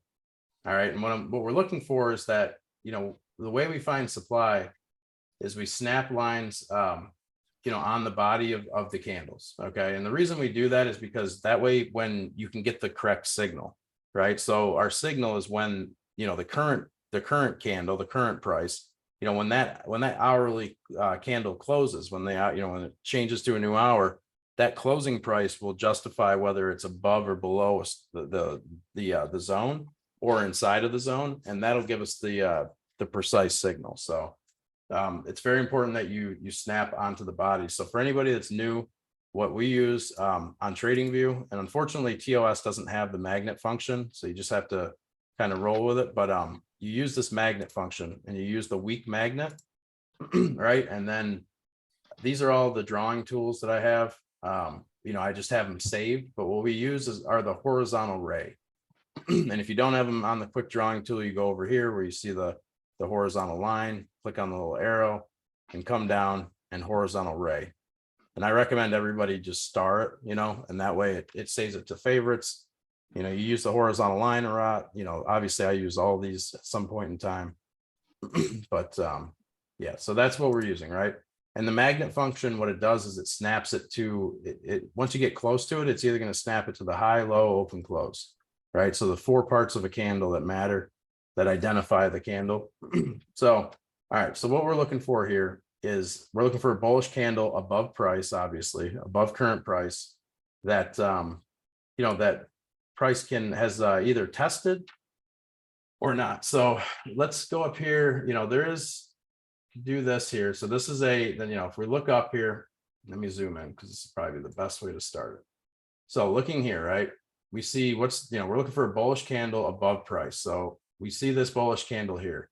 The issue with this one is that the body of this candle, specifically the you know, the closing price or the opening price of it, but also, you know, the body is inside the body of this candle, right? So this one's a little tricky because this down here is not going to be technically supply, but the closing price of this candle, which is the upper part of the body, that's going to be an hourly resistance, and we color them all blue. So we would mark that right on Netflix. So now we're going to move up from there, right? So you're always tracing back in the candles. These are all below current price, right? So that's not going to work. We come up and we say, boom, right here, right? Here's a candle, but we look here and the closing price of this candle is inside the body of this candle, right? And then, so this is why I use the crosshair. So now I look to the left, right? And I say, okay, are we inside, you know, or does the wick go up and hit the body? Well, it does, right? It hits this candle here. So now I'm looking at this candle and I look and I put my cursor on this here. And I got to scroll back some more. And, you know, I say, okay, is the body of this right inside another candle? And this goes on and on and on, right? But we are going to get to a point here. So it's really about the closing price, the upper part of this, right? So when I look across, it does, right? It's not touching the body of this candle, but it is in the body of this candle, right? So if I move that cursor up, that's where it was. You can see, right? If you look to the right, that's right where the closing price was. So it's inside of this. The other thing you want to worry about is where the wick goes. Does the wick of this bullish candle go into the body of another bullish candle? And I know this seems probably complicated right now, but it's really not. Once you get it, it just starts to click, right? And part of it, a lot of that comes from seeing how we use these. So just, you know, hang out for a while and, you know, you should be getting it, you know, a bunch of people in here that have joined. I mean, we've only had this for a month. Some folks have only been in here for a couple of weeks, but you know, they're starting to get it and it's starting to make sense. So, you know, it's good to see it working. So what we're looking for first is, does the body, you know, close inside of a candle, right? No, I mean, there's this candle, but that's not the most recent going back, right? That's not in consecutive order. What we'd be looking for is this candle here. And if I put on the opening price of this bullish candle and I look to the right, it's well above where this wick goes. So that tells me that this is my supply candle. Okay. So what we're going to do is we snap a line on the, you know, on the body of the candle. So there, right? And what this tells me, right? And then you can actually do this if you want, use a rectangle. So that's square rectangle is what they call it. Again, these are all just drawing tools. You know, we can put a rectangle in it to mark that that's a full zone, right? Maybe I'm going to make that a little more transparent. All right, so what this shows us, and it makes sense, right? So now let's go back and kind of test this, right? You know, you kind of read the story out. We drop down, push up, right? We finally get into this supply zone that we think is supply. We know it's supply, but you know, we wick up through and we close inside of it. Yeah, go ahead, Dale. On that last red candle, you went to the top of the blue candle, green candle. Why did you go to the top of the red candle also? Because the bullish candle is always going to be your supply The bearish candle doesn't matter. And the rationale behind it, right, is that price, this is the last, bulls took price go up here, right? I mean, it wicked way down, whatever, but where it closed, right? This is the last push before this time frame closed. And that's where your supply is at, right? That's where the sellers like stood their ground, or I should say the buyers stood their ground, right? The sellers kind of, the buyers, this is where the battle ended, right? For this time, for this candle. Just because it opened up higher doesn't, I don't really care about this here because it opened, it pushed up, and then it dropped, right? It's even if it always going to wicked be the way up. opposite. Your demand is off of a red candle and your supply is off of a green candle. Yep. Yeah. Just keep that in, the reasoning behind it can be debated here and there. I mean, there's no, the logic behind it makes sense, I guess, but again, what you'll see a lot of times you'll see the candles open very close to each other, right? Actually, a lot of these don't, but if you look here, like so when you're looking at a chart that we post, a lot of times you'll see like the two lines next, the two candles are next to each other, and you think like, oh, it's just off of that pair. But again, when you see a situation like this, which does happen a lot, to where, this hourly candle closed obviously where this blue line is, but immediately the next candle opened up, higher, right? So we don't use the red, we're always using the green, right? We're always using the bullish candle, just like Les said, bullish for supply, bearish candle for demand. So Alex, yeah, go ahead, buddy. a small question. The green candle, the bearish, the bullish candle, it does touch with the crosshair. It does touch the other candle behind it, the green candle behind it. How come you're not using this one instead of this one? Because so the reason is that it's not the candle consecutively, right? So because there's a bullish candle here, right? This is like, if you go back in line consecutively through time, right? You follow the path back. This candle is the next one. So this is what it is, right? None of these afterwards make a difference for our supply zone going forward. This is also a supply zone, just FYI, but we'll get to that. But the thing is, you don't, just because there's a green candle sitting behind it somewhere, that doesn't matter, right? What matters is if this green candle didn't exist, okay, this bullish candle up here didn't exist, right? And it was just this candle and then a bearish candle, then it would be correct, right? Yep. Okay. Yep. Okay. That's why. So that's it's consecutive. I don't know if I think consecutive is the best way to say it. Yeah, it makes sense. It makes perfect sense. Yeah, no, cool. Yep. No, it's a good question, man, because that is something that, it's just one of those things that once you get it and you're like, okay, I understand, like that's just, it's just part of the way that we find it. It makes it very now I do understand it. Now I do understand why you didn't use that one because of that reason. So it's a good reason, actually. Thank you. Yeah. Alex, in my scenario, didn't the buyers push that red candle up? Yeah, but it doesn't matter because of the time frame of what we're looking at, right? So I don't care about the candle here because what we're looking for is a signal. So when we see a bullish candle coming up, right, what we're looking for is that close. We're looking for, say price pushed up here. What we're looking for, our signal to go long over this, over the zone would be if that bullish candle pushed up and closed here, right? So I don't care where it opened up the next time frame, because it'll mess up our signal. So what we want, and mainly because what the signal that we're looking for when we get oversupply, it's always going to be a bullish candle, right? Like it's always going to be a bullish candle that closes over top of it. And that way, and you can just think of it that way, like because you're going to be getting the signal on a bullish candle, right? You want to make sure your level's coming from where that bullish candle ended, right? So it doesn't matter if it gapped up all the way up to here with a bearish candle, or if it gapped down to here, it doesn't make any difference. You always want the bullish candle. And that's just, and again, this comes from just time, time tested, like this works for sure. Go ahead. Another question, Alex. Now the demand, do you use the same method on the demand? Yeah. It's same. It's just the inverse. Right. So yeah. It's the reverse, but you use the same method. Right. Yep. Yeah. It's literally just it's the opposite or the inverse of this, whatever you want to call it. Obviously, instead of looking up, you're looking down. And we'll get to that. We'll get to the demand for sure. But Okay. yeah, same process, exact same process. It's just obviously you're looking for the, you know, the opposite. So, but yeah, okay. So that's supply, right? You can see we came up here, we wicked above, but we closed inside. And when we close inside, all that tells us is it's just uncertain, right? We don't know if it's going to continue to the upside or continue to the downside, right? We have no signal inside of here. Now, obviously, you could go on a smaller time frame, which is why we go down to the 5 minute.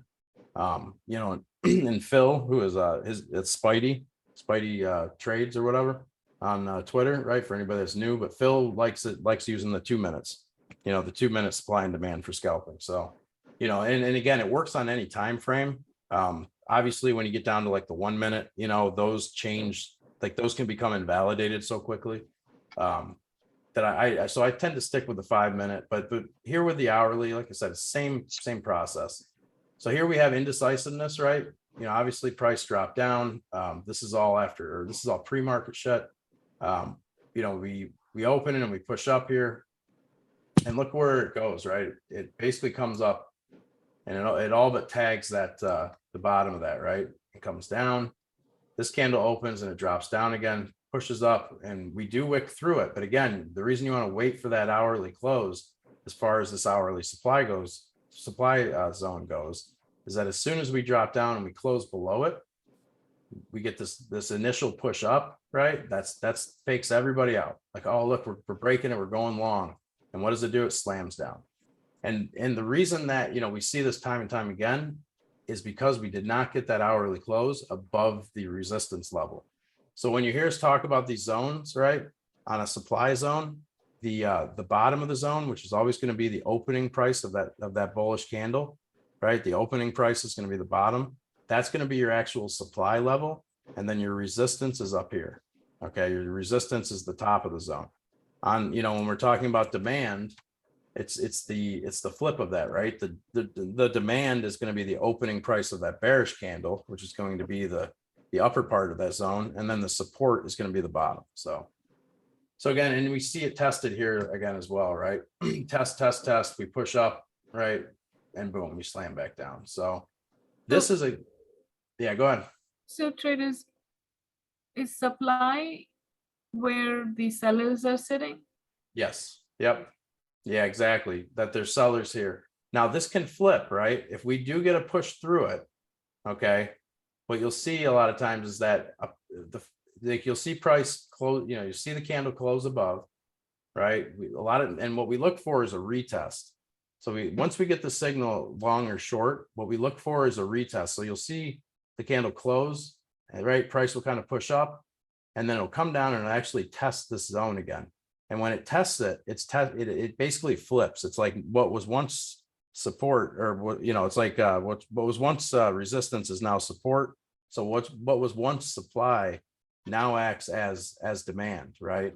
But it only happens after you get the signal. Very rarely. I mean, you know, nothing is 100% perfect. So I mean, you do see, you know, odd, you know, you see extremities, but yeah, go ahead. A way to think about it, think of it is supply.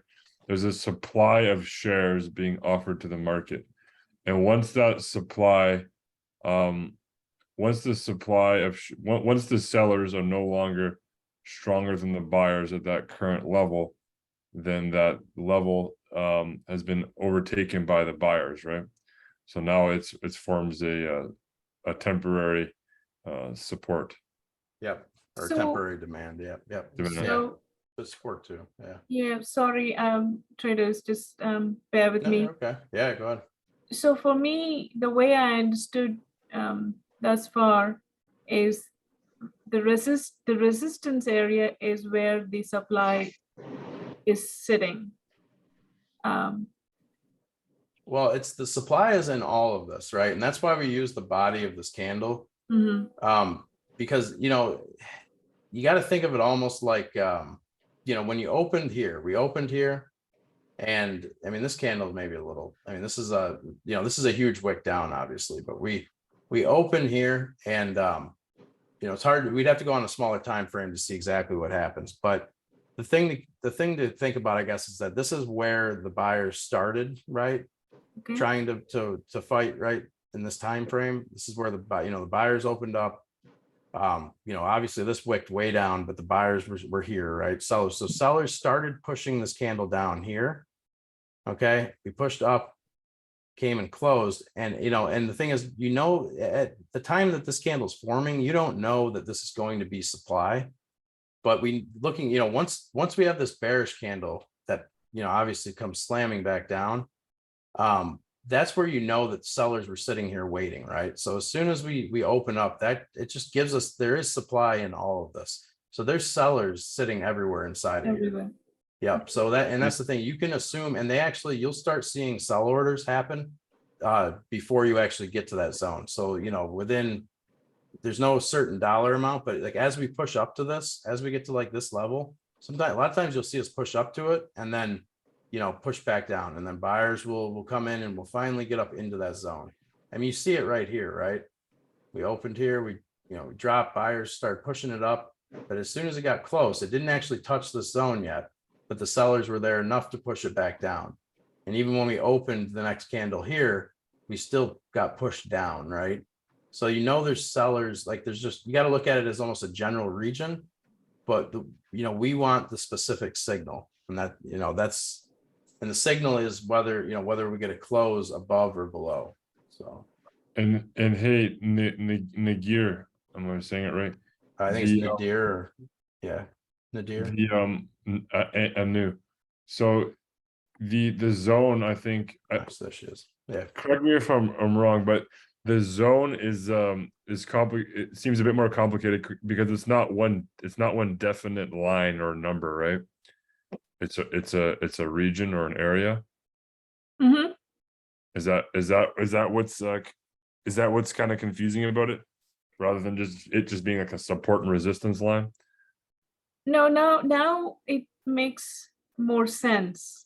Earlier, I was thinking that at the resistance is where the sellers are sitting, but the way you just explained, it makes more sense, because we're looking historically, so obviously we can see that, but the way you painted this now, that the supply forms as selling is happening, or the shares are being offered.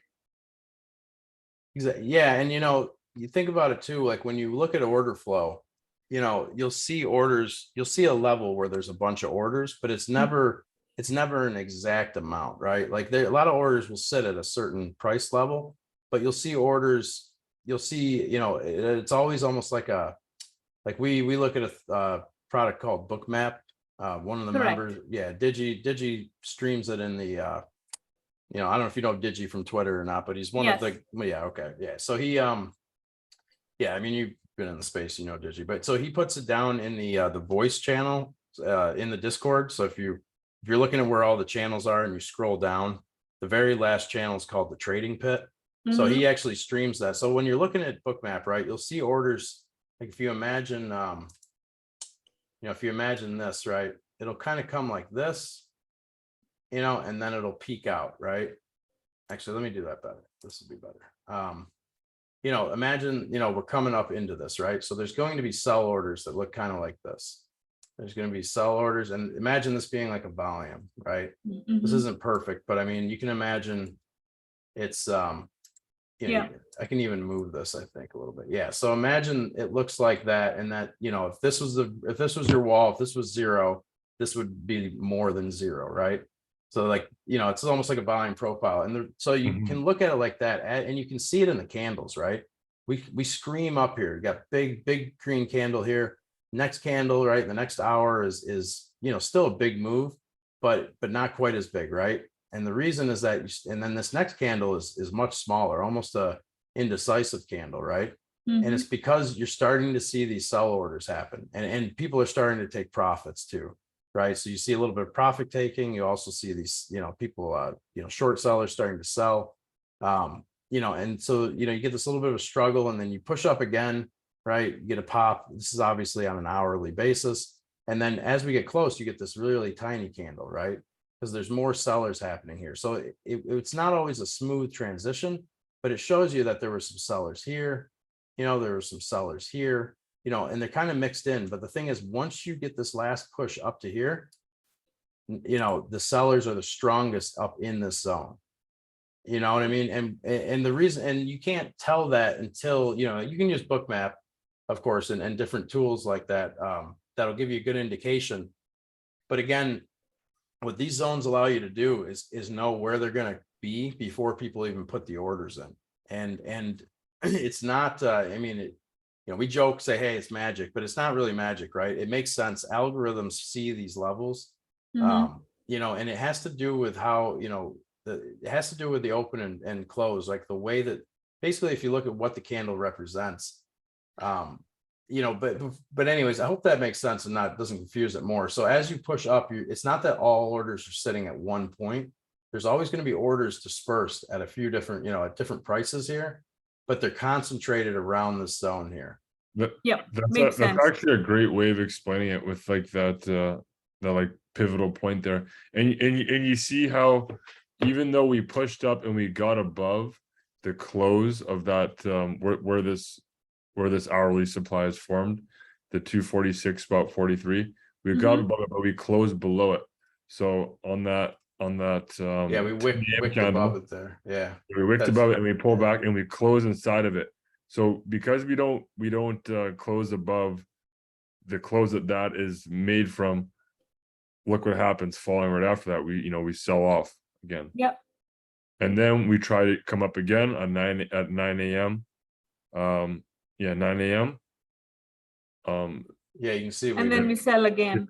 Yeah, to your right, that red candle where it looks up. Or this one here, yeah. No, to your right. Yeah. To my right. 9 a.m. today, bro. Oh, way over here. Gotcha. Okay. Yeah. And then boom, same thing, right? And we can't be. Yep. And again, and that's the thing. And you'll see sellers sit here, right? Until this zone gets invalidated. And the way it gets invalidated is by having an hourly close above it, above the top line, right? Above the resistance. Until that happens, you'll see again and again, sellers are still sitting here. Yep. And and that's that's it. So when it closes, when we get an hourly close inside like this, we don't really know, you can deduce, you'll hear us still take bearish trades off of this. And it's because we can look across and say, look, it got tested once here and it sold off, right? Like it closed inside, but then it sold off. And then we'll see this candle push up and close here. So when, and it's like, okay, every time we get close to this, we drop. Hold on, Dale. And then, we drop, right? And then we push up, we close inside. You still don't have a clear signal, but I can look back through this, right? And I can kind of read the story, that the candles are telling. Every time we push up and get into the zone, even if we close inside of it, we sell off, right? So, and again, to see this sell off and then close here, this little push up, right? So let me zoom in and definitely, Dale, I want you to ask your question, man. I just want to kind of finish my thought.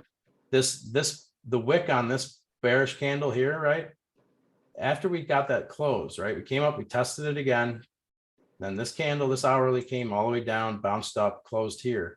You get this little wick up, right? And that normally happens right at open. It's within the first, probably within the first 5 to 15 minutes. And that's your retest. Now it didn't retest the zone all the way, but again, once you get this bearish close, you'll hear us say, okay, we're gonna get into puts for just, and what we're waiting for is a little push up to grab, right? Because it gives you just a better entry. And then boom, you hit it heading down. So go ahead, Dale. What's up, man? So you mentioned you do the supply and demand on the 4 hour, the 1 hour, and the 5. Do you do it on the 15 and the 3 and the 2? Yeah, so you'll see me put in 15-minute zones. The only time I really do the 15-minute is when the 5-minute is really choppy. If there's just a ton of, if it's red, green, going up on the 5-minute, it's hard, you could find 5-minute supply or demand zones every dollar basically, right? So at that point, I'll look to a higher time frame, right? Because normally at that point you can go to the 15-minute or even the 30-minute if you have to, and you'll see where the concentration is, because you do want to see where it's concentrated. And what about the 3 and 2? I don't do, sometimes I'll look at the 2 minute and I'll put but I don't normally mark those levels because I'm interested. I do, I'll watch the 1 minute and the 5 minute, like we did that today. I put the charts up so everybody could see it. That actually worked pretty well.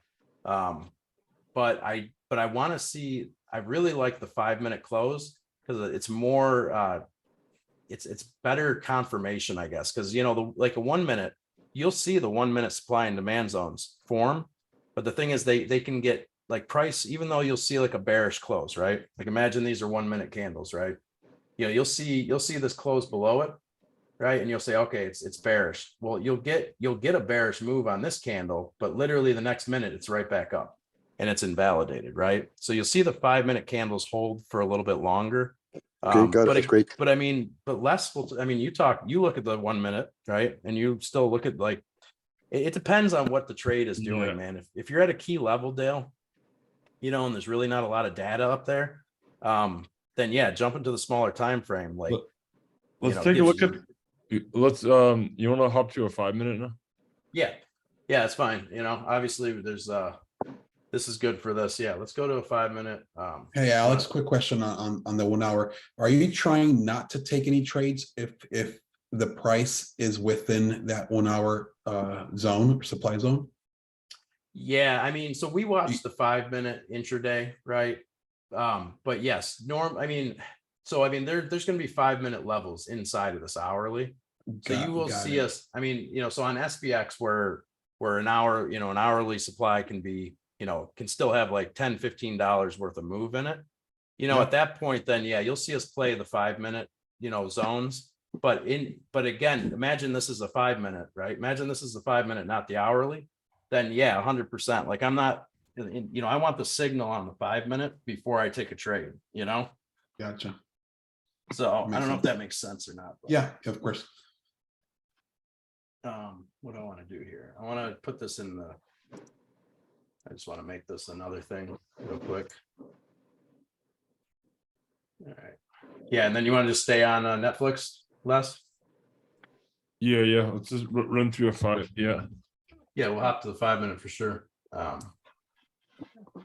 At some point in time, can we talk about what's going to possibly happen with Twitter? Anu was in a position, and that's why I recommended her talking to you guys so that we can at least see a visual of what is possible. Yeah, I mean, I can share the zone for sure. Yeah, let's do the 5 minute and then we can talk about that at the end. And that way, if anybody's got to bounce, they can do that if they have to get going. But yeah, because I don't know if I have an answer really, but I can tell you what I see on it and what I know about it for sure. Thank you. Yeah, for sure. I mean, I'm happy to help. I don't think Monadiv's in here for this class, but No. he may have some info. We can find out.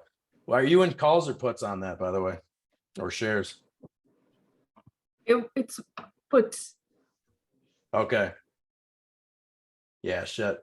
Because I mean, the buyout price is above where it landed, I think, right?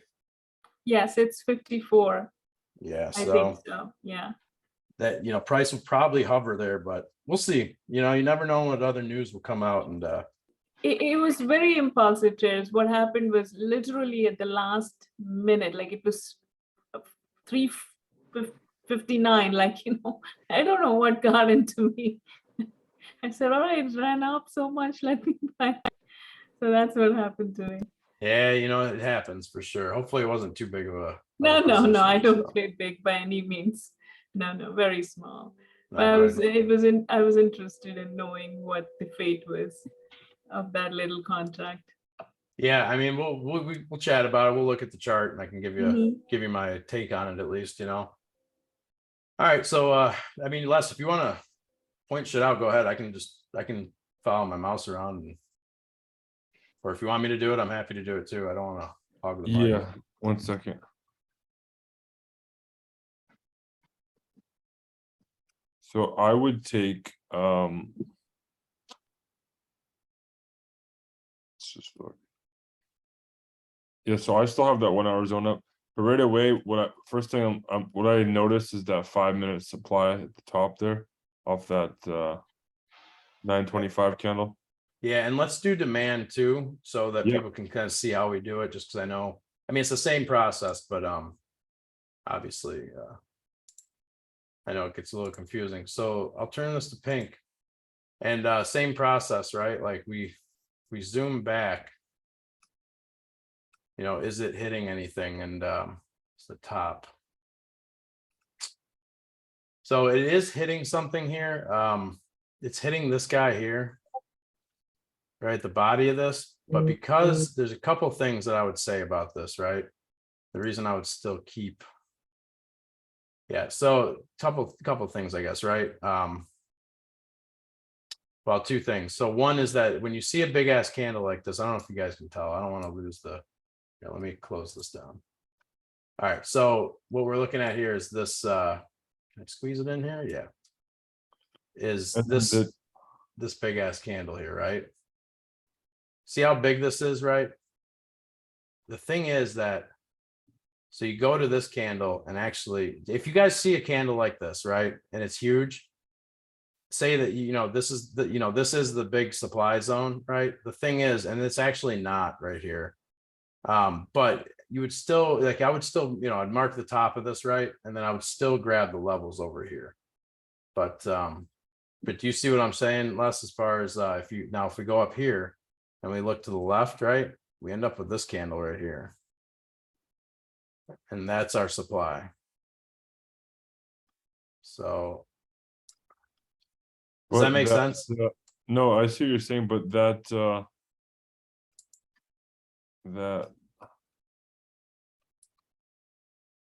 Can you see it now? You're saying you would use that?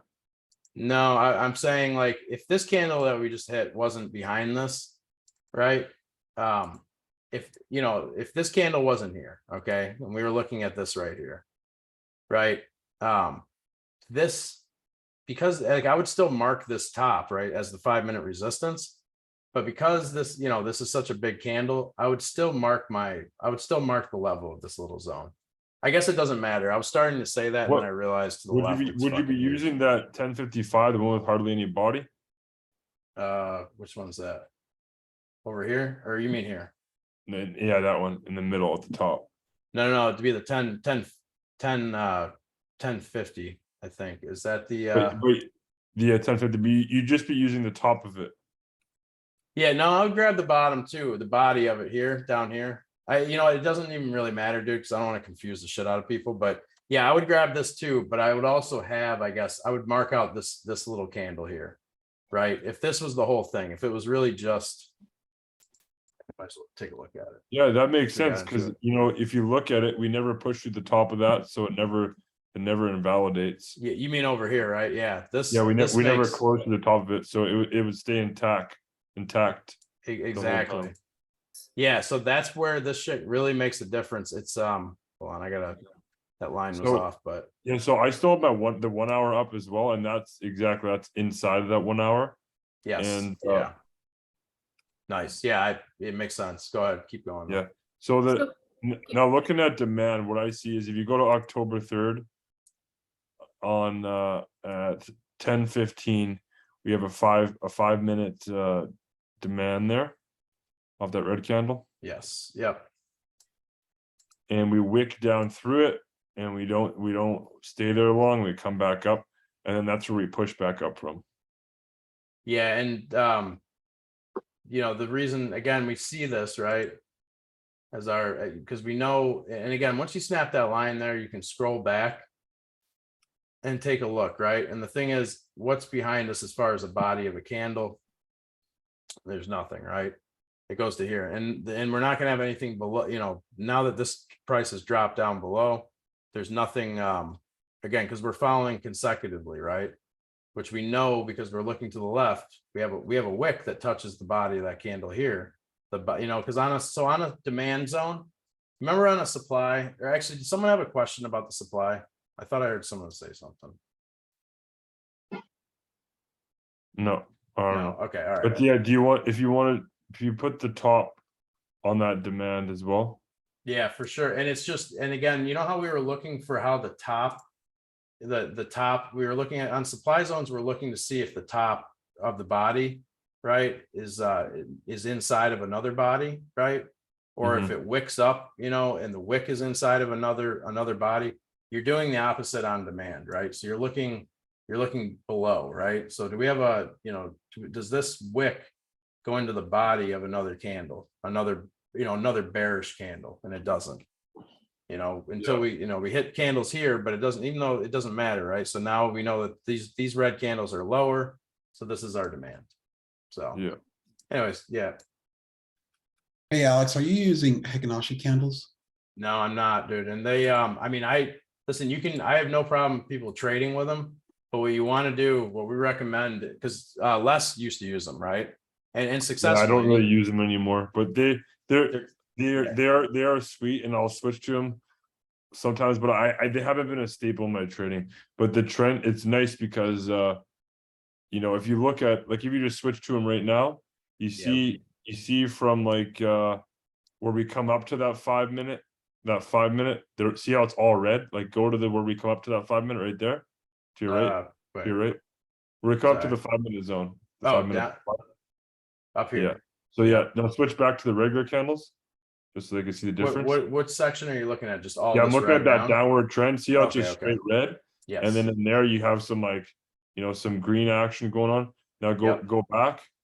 There's no confusion of what the trend is. It's just, you know, it tells you It the trend. reduces down the noise, I guess. That's pretty much what it's doing. It doesn't, Exactly. but let me show you the flip side of it. So now we go back to the regular, right? And if you're looking for supply zones here, right, you want to say, okay, where is the supply? Yeah, it's difficult to make the It's- zones. Yeah, you're gonna miss them, right? So you're gonna miss the supply zone that's right up in here. And what you'll see is, I mean, we don't see it yet, right? But you know, this is a supply zone right here, okay? So it's above current price. So there's two, right? I don't know if you want to do these or not, but you know, Yeah. I was gonna get into some of these too. So Yep. off that 935 candle, is that this one here? I can't, yeah, or nine, yeah, that's this one here. that one Yep, right there, yeah. Yep. We have that 5 minute supply there. Yep, that's the supply, that's the resistance. And what you'll see is price wick up to something like this and then drop, right? And if you're on the Hakashis, you're gonna be like, oh, why did it wick up just to there? You know? So what you could do is you could do all your charting with the regular candles. Yep. And then if you're like scalping or like you're trying to, you know, trade a trend, you could switch to them. But as far as like adjusting the levels and then looking at the closes, I would go back to the regular candles. Yeah, to get your signal. Once you get your signal, right, when you're in the Yeah. trade, to see if you're still staying on the trend, definitely switch to them, you know? And so and again, for people that are using TradingView that are new, when you click this down arrow, you know, you have the regular candles, just make sure you're highlighting the star. See how when you hover over it, these stars appear? So I have the Hakashi starred because, you know, back when Les and I were first talking before we did spaces, we would actually compare those back and forth. So, I mean, they're definitely something you guys can use. You know, they help with the trend. The other thing is the 9 EMA, but if you star these, right, now you got them right up here. So you can just literally do this. Boom, boom, right? Yeah. Super easy. Switch back and forth. And then another one that I see here. Is that this guy here? Let me get a retest. No, it's this that 2:25 p.m. from today. What are we looking for? Supply or demand? It's a demand. Okay. 2:25 p.m. Down to your left. Yeah, right Right there. that red candle. Yeah. And you see we wick back down to it at 3:10. That's our retest of it, and then we push up Yep, absolutely. right there. Yeah, and I want to point out this supply as well. Right here, right? So and you can see how it interacts with it, right? Mm-hmm. So once this is formed, right, we look to the left and we see there's no bodies of any bearish or any bullish candles, right? So we're looking for supply. Okay, so I looked at that one too, but then Yeah, we I'm got sure, it. yeah. We did Yeah. we did get a close above it, and so that's No, we didn't. We didn't get a close above it. oh, it opened above it. Yeah, right. And that's the thing. That's why we don't care about the red candles, right? We don't care Yeah. about the bearish candles Yeah. at all. We Because open you'll up see price do that. I know you know this, but just going back to like what Dale was asking. And the reason, you know, and it makes, you know, whatever the reasoning is, it doesn't even really matter. It's just, it's a, you know, if you try to do anything with that, you're going to get screwed on the signals. So same reason with when we open this candle here, we're not trying to use that. We're using this. So. I'll put this So one up you as use- the PR charts in place. Yeah. So Go you ahead. use the closing that matters. The opening, it doesn't matter. It doesn't it doesn't validate it if it opens above it. Right. It's the Exactly. closing that matters, right? Yeah, and I mean, if it opens above it and then comes back down, right? And I mean, if that's a bearish candle, it doesn't matter. Now, if it opens above it and moves up, you know, and ends up closing above it, well, then at that point it That becomes matters. invalidated. Yeah, Becomes right. invalidated. Okay, Yeah, that's but you have to have the candle closed. Because what you'll see is it'll open here, you know, push up and then slam back down and ends up closing inside the zone, closing as a bearish candle. You know what I mean? Which tells you that that's still the supply. You know, there's still sellers in that area. Yep. So yeah, so that's your supply, and then that would be your next supply, and then obviously the big one up here. And again, you see how this candle sits here? This is a great example, because what, you know, even though it's like, okay, hey, the body isn't in this, right? But again, the wick goes right up to it. See on this bullish candle here. So when the wick goes up and tests inside the supply zone, then you know then this becomes invalidated, right? And the thing is, this level is created by the body of that candle out of sight to the left. So again, when you're looking for these, if you see a wick, if you go put your cursor at the top of a wick, you look to the left, right, on that dot with that dotted line, and you see, is it going into the body of any other, you know, green candle? If it does, then you know that, okay, then that green candle to the left is really the supply. So, and again, it's the same reason why, like this you know, like these candles are inside of the supply here. And you can see, like, when this is formed, price pushes down, comes up, right? And I mean, at this point in time, like imagine that's all imagine that's all we see right there, right? Like imagine to the right. So we create the zone, we push down, close the candle here. Okay. We know immediately we can look at this and say, all right, this is, you know, there's no body of the candle over here. So, you know, that's supply. So you can mark that, right? These are 5-minute candles. Then this candle happens, right? It pushes up, doesn't quite touch it, comes down and closes, right?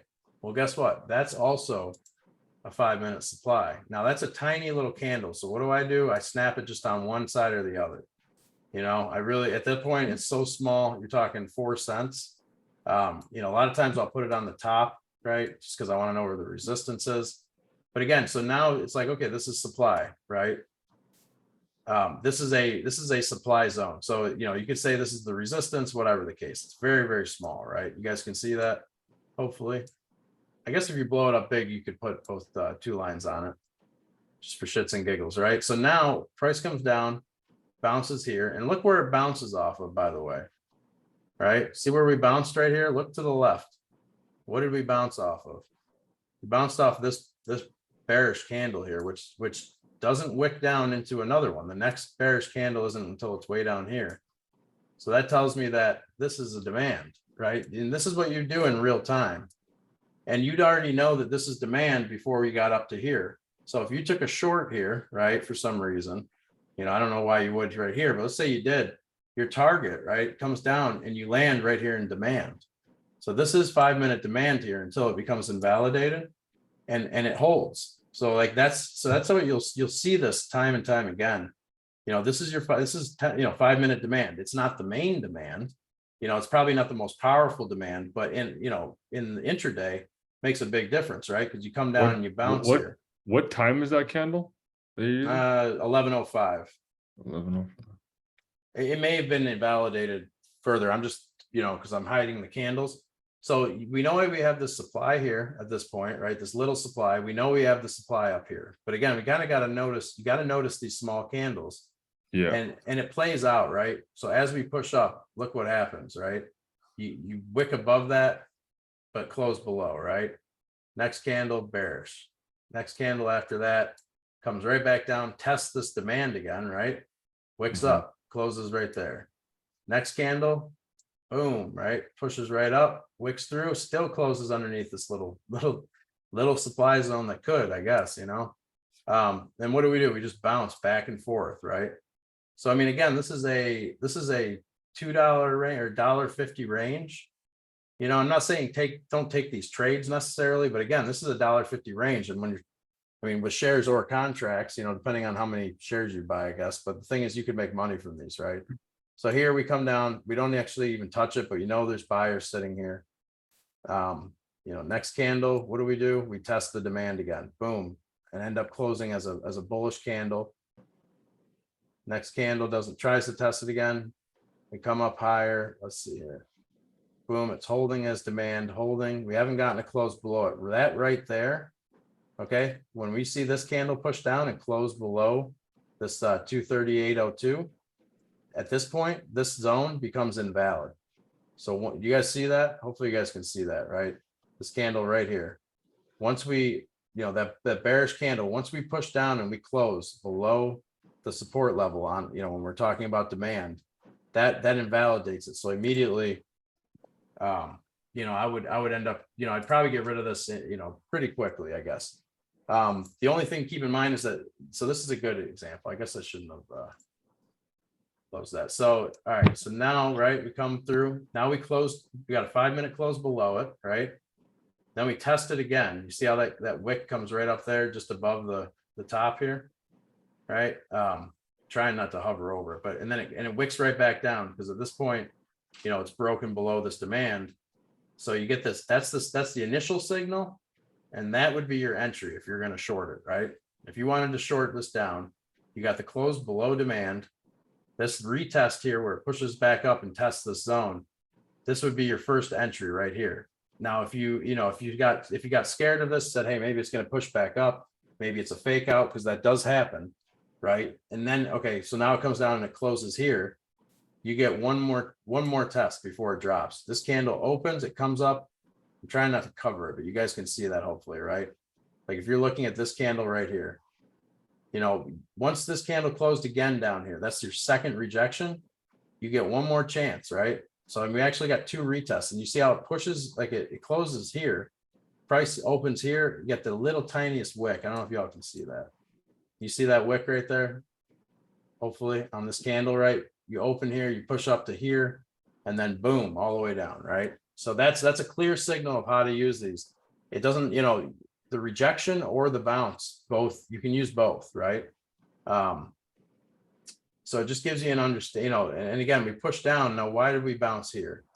Well, I can tell you, because this is actually demand as well right here, right? You look back to the left, and I know we have the main demand down here, right? From back here. And that is the first thing that comes to mind. I mean, we would have that marked for sure. But once this candle comes down and closes here, that bearish candle doesn't wick down, doesn't touch this, right? So it's its own demand zone. It's not, again, it's not the bottom of the range, but it is, you know, it is a demand zone here. Yeah. And you see it get respected time and time again. So yeah, and then as soon as you see how that that we come down and break that zone, that's a demand zone, we come down, then you know, you remove it. Yeah, exactly. Once this is right. So now that we broke through this one, exactly right. But if it was a let's say we pushed up, let's say we came back down, retested it, and kept pushing up, and it just kept moving up, you know, and we just continue to move up on Netflix, that zone could stay there for days, weeks, whatever, until we come back down through it. Absolutely. Even with the 5 minute, it could still just it would hold it would still be valid until we come back through it to the downside. Do you guys do that? Do you guys do that on the 4 hours too? Yeah. Yeah, we will put it on the 4 hour. You don't see it as often on our charts just because we're trading. You probably weren't, I don't think you were here when we first talked about this, but or maybe you were, I don't know, but it doesn't matter. The 4 hour, you only get 2 closes throughout the day, throughout the normal trading day. So the zones, they do matter, like the 4-hour supply and demand zones, not the white ones, but they're the yellow ones. The levels do make a difference, but you only get 2 signals off of it normally, throughout the day, right? You only get you get the 12 o'clock candle, you get the 8 a.m. candle, and then the 12 a.m. candle or 12 p.m. candle. You only, so again, I tend to focus more on the hourly, just because it gives us a chance to get multiple signals. Like we want to see what's inside of it, but you will see on our charts yellow lines. When you see a yellow line, that's a 4-hour level. It's either 4-hour demand, it's either a 4-hour demand zone or part of one, or a 4-hour supply. No, I was just wondering if you push through a zone, is that when you delete the zone? Or I know 4 hours is more harder to touch because, like you say, you get 2 of them out the day, but the 5 minutes, would you delete your 5 minutes if we push through that zone? Yeah. And same with the 4-hour, man. Once you get, if you had a 4-hour demand, imagine this was a 4-hour chart. As soon as you get a candle close below here, not a wick, but a close below the support level of a demand, then boom, that thing's gone, right? It's been replaced by that candle. Gotcha. Okay, Gotcha. but if it does come back to the upside and it breaks through it again, does this zone, it stays till it gets It's the body, right? validated It's the body again of the candle. on the way down? So Like would This is- it here's the example. reinvalidate if it came back up through it? No, it would. That's what I'm saying. If it you goes would up through it again, Yeah. No. So let's say So this is a perfect example, right? Okay, go ahead. Right. Well, no, go ahead. You want to use, maybe use this as I'm saying, so say this was a 4-hour chart, the 4-hour chart, and that was a 4-hour demand zone, and we came down through it, and then we formed some sort of bottom and pushed up, then there would be a new demand zone that you're pushing up from usually. Right. And then that would be the demand. That's where you push up from, not from this one.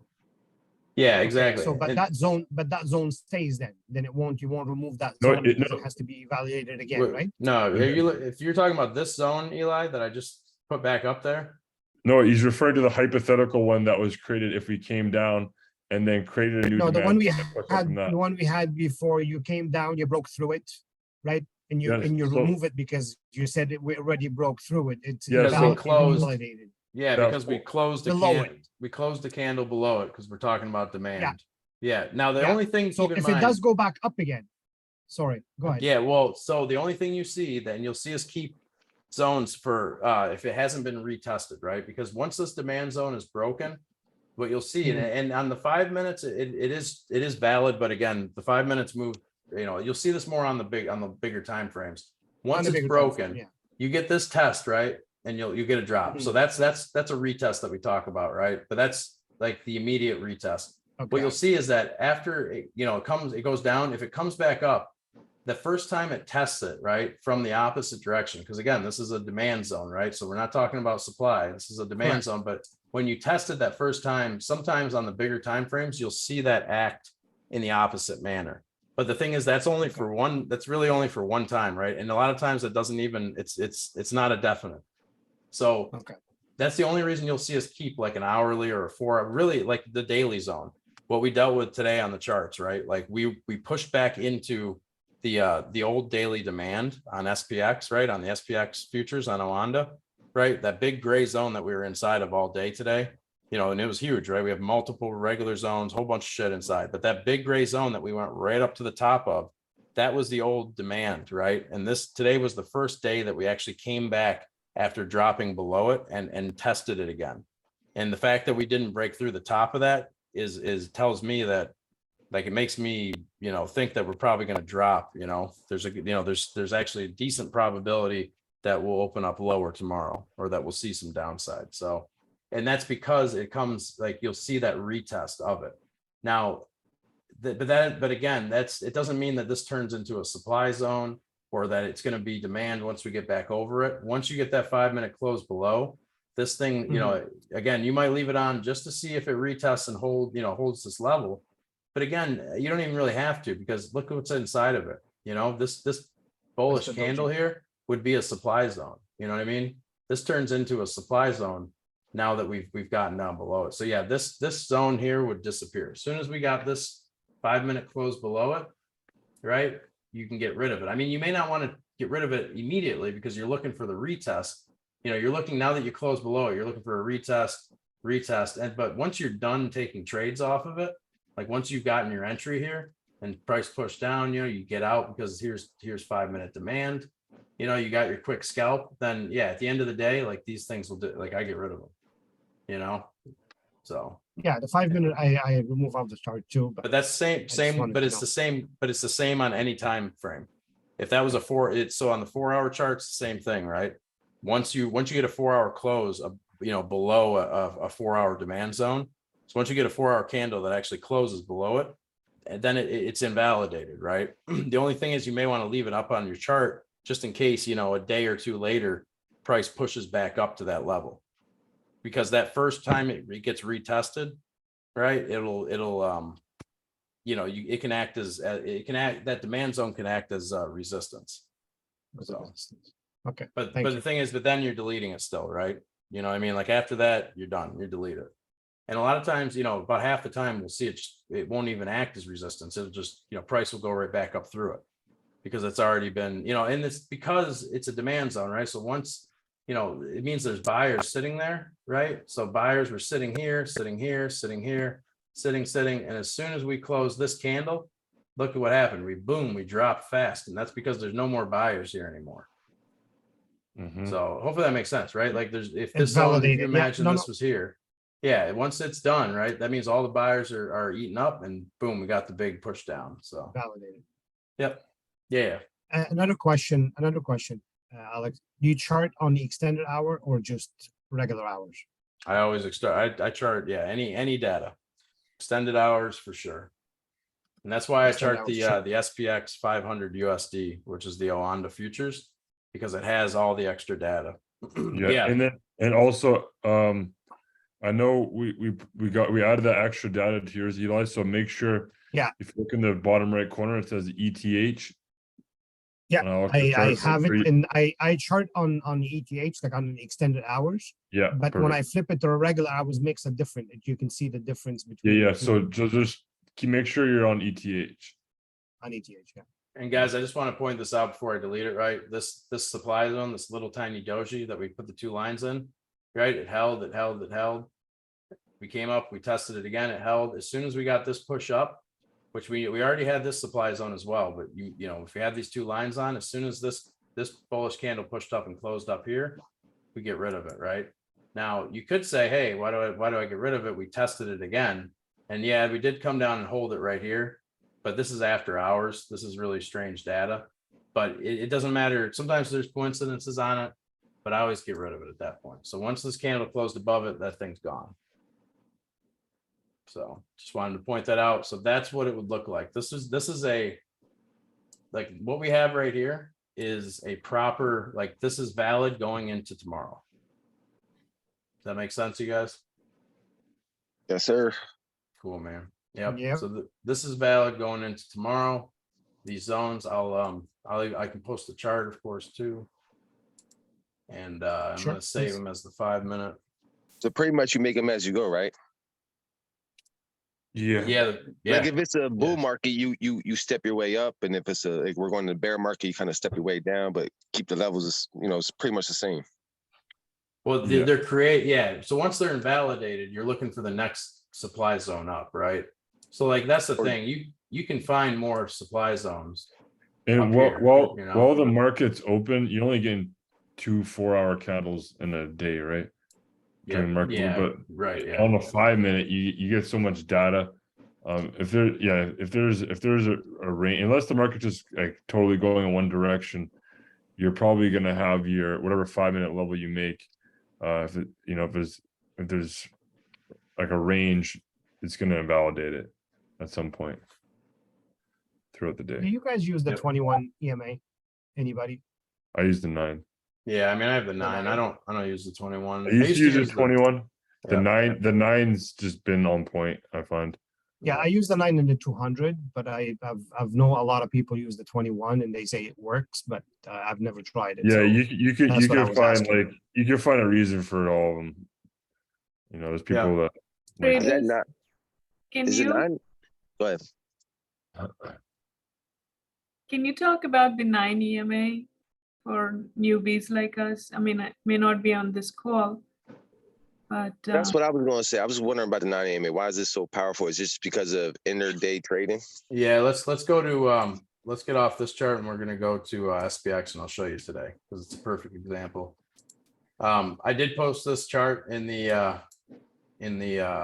charts tab, the TR charts or whatever. And if everybody has issue finding that, well, actually, yeah. So Sigma tagged everyone in that channel, so everybody should be able to find that in the Discord. Yeah. So let's should be good. Let's go to SPX and we'll show you why the 9 EMA is so important. I'm going to turn the volume profile off. And it should be good. All right. So why is the 9 important? On the 5 minute especially is where we use it the most. And it's for reasons just like this. So here's a good example of it, right? Where was open today?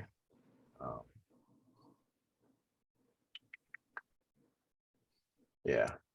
So here's a good example. And there's multiple examples of this. So the 9 is good for a few reasons, right? So mainly for the intraday trading. So right here, here's a good example, right? We have a, this is a white zone here, right? Regular zone. We got 5 minute demand. We have 5 minute resistance up here. Anyways, and this blue line is going to be this is the 9 EMA, right? This yellow line is a 4 hour level. So like so when you see these, if you hop out to the 4 hour, time frame, you'll normally see where this comes from. But anyways, once we broke out here, right? You could even, this is pretty much where, yeah, this is where we got, that's where I ended up getting those calls. Anyways, you could put a trend line on it like that, right? We might have even had that this morning.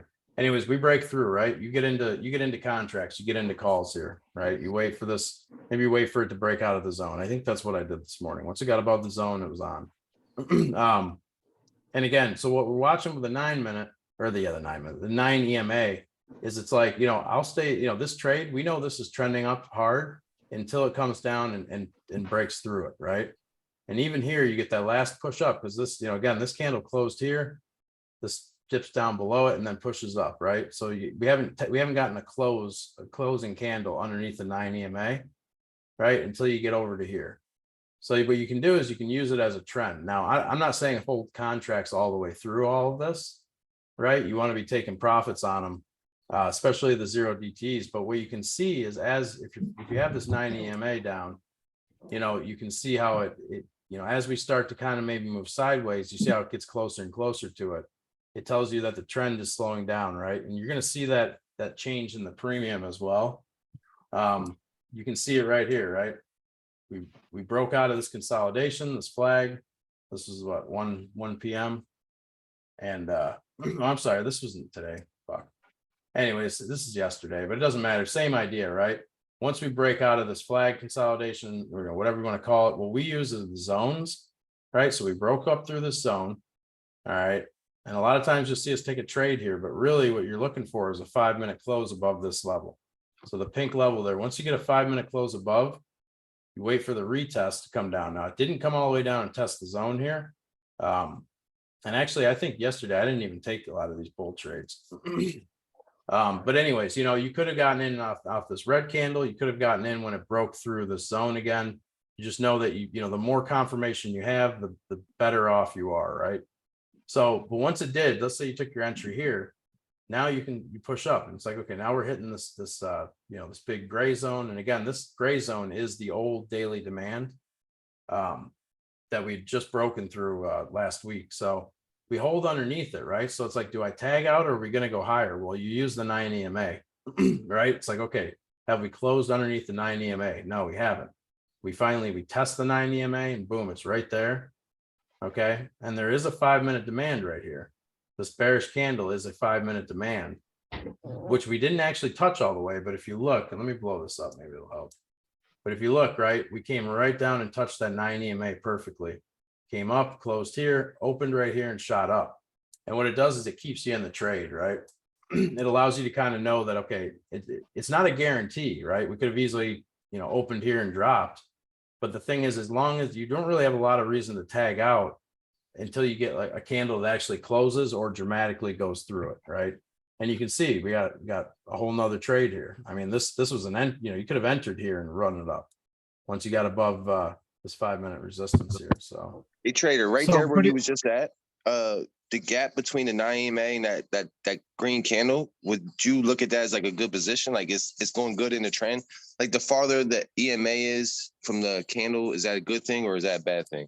no, I mean, actually, no, I don't use it like that, but I'll tell you, the farther away from it is from the EMA means the sooner it's going to come back to it, right? Gotcha, So you don't want gotcha. to, you don't want to chase price on this. The way I would use this here, is I would have a 5-minute level. I mean, there's a few levels going on here.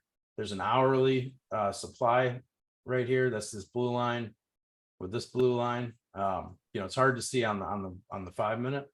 You got a zone as well. But let's just say we're using the 5-minute levels, right? You come up here to the top of this bearish candle that pushes up, right? That closing price that's above, this one never closed above it, right? So that's your 5-minute resistance. Okay, technically this would be a big ass supply zone, but since price is trading inside of it, we don't call it that. We just say, hey, this is 5-minute resistance, right? Because price is still trading inside of this, but this is still your resistance level. And you can see we pushed up through it, but we closed this candle here just underneath it. And what's the next candle do? It goes down. Once you got this 5-minute close, this big candle that pushed up off the 9 EMA, it closed above this 5-minute resistance, right? So in this situation, because we have this big ass gray zone here, I would have hesitated to hop right in calls right here. But as soon as we pushed up and closed this candle right above it, I would grab calls. I don't know if I did on Monday because I was a little bit too bearish, but it doesn't matter, right? That's how you would play the signal. But you would either take it here, but again, that's based solely off the 5-minute resistance. And the reality is you have other, you got this big zone going on here. And I mean, it's funny, right? You see how there's this hourly supply, this blue line, right? This is an hourly supply and look how it gets respected, right? We push up and we hold underneath it, right? Boom, boom, boom, boom, boom, finally break through it. Okay. You take your calls and you run it up, right? We get to the top of it, you get to the top of that hourly supply. So that's hourly resistance. And on the 5 minutes, the first time you get a bearish candle, right? So you see this like fractal, you see candles act almost in like a fractal way, right? Because even though it's an hourly level, the 5-minute candles still, they still show the price action and why it matters. Now, it doesn't mean we're not going to push through it on a 5-minute, right? Because on an hourly candle, this thing's just a big ass wick. But it is the first time you see some interaction here, so, some resistance. So, but again, I would stay in the trade here because the 9, we haven't even come back close to the 9 EMA. So I'm holding the calls thinking, okay, it's going to keep going higher. And it does. Boom, you get a 5-minute close above. We open, dip down a little bit, push up. We get here, maybe we dip down, push up, mess around. We close a little lower. It's like, okay, do I get out of my trade here? Well, no, because I haven't, you see the 9 EMA here, right? At this point, it's only right here. You don't see any of the stuff to the right. So you get that last push up, boom, it closes here. You get this candle, it tries pushing up. But obviously, you can tell there's starting to be sellers up here. And you look at the 9 EMA and you can see that it's slightly, at this point, it still looks like it's going the same way, but you can tell it's starting, it's not as vertical as it was down here, right? You're starting to roll over a little bit. And then, maybe on this candle, it pushes down, you realize maybe we're going sideways and, and you lock in the rest of the profits, or you just hold it, right? If you have 0 DTEs, you don't want to hold it for too long because it'll eat your premium up. But if you had something besides a 0 DTE, if you had like a weekly or maybe a 2-week expiration, you would just be, you might hold it for a little bit longer, right?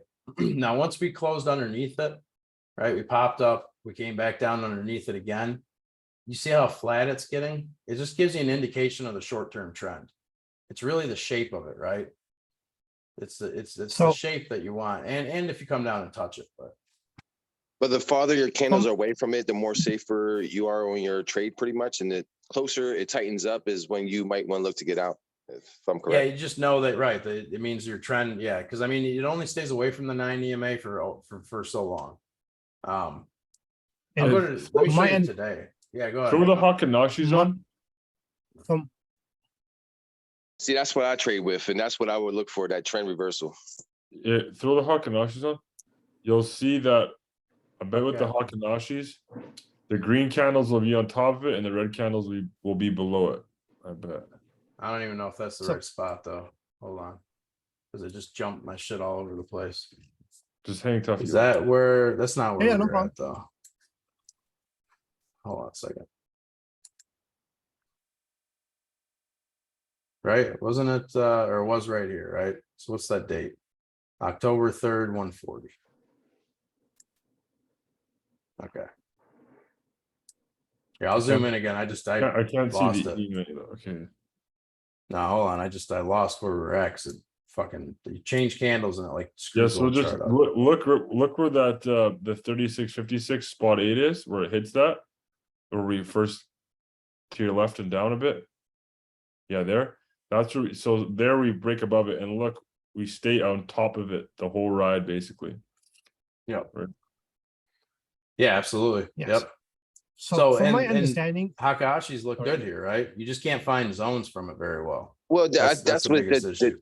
the big thing, I guess, with the 9 EMA is just trend reversal. When I'm looking at what I'm seeing, the farther your candles are from the regular candles, is the better your trade. And as soon as it tightens up, is Well, it's not even that it tightens up. So what we'll do is you'll hear us say like, oh, it came down and tested the 9 EMA. Like, and that just means that like when you see this bearish candle, but it bounces off the 9 EMA, I'm not getting out of my calls, right? And maybe you could use that as an entry if you really want to. But the thing is, it's more about if I got in calls here, I'm riding it up, everything looks good. You start to curl over, right? No, it doesn't matter what candles you're on. But because, so it's like, do I get out of my calls here, right? I mean, granted, you should be taking profits as you get this initial push up here. You should be locking in, you should be And you taking your see where risk that off, red but- candle comes. It comes off of from trying to push up through that 1 hour zone, right? Yep, exactly.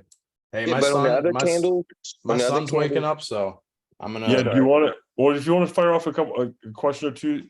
Yeah, I was gonna say, to just- answer briefly, and then My- we'll just wrap it up here because Yeah. we're gonna be on again tomorrow with or I Well, guess go ahead and tomorrow answer. will be If you want to different. answer some questions, it's fine. I gotta go put him. He's starting to cry. So, well, actually, I don't know. No, I don't hear him.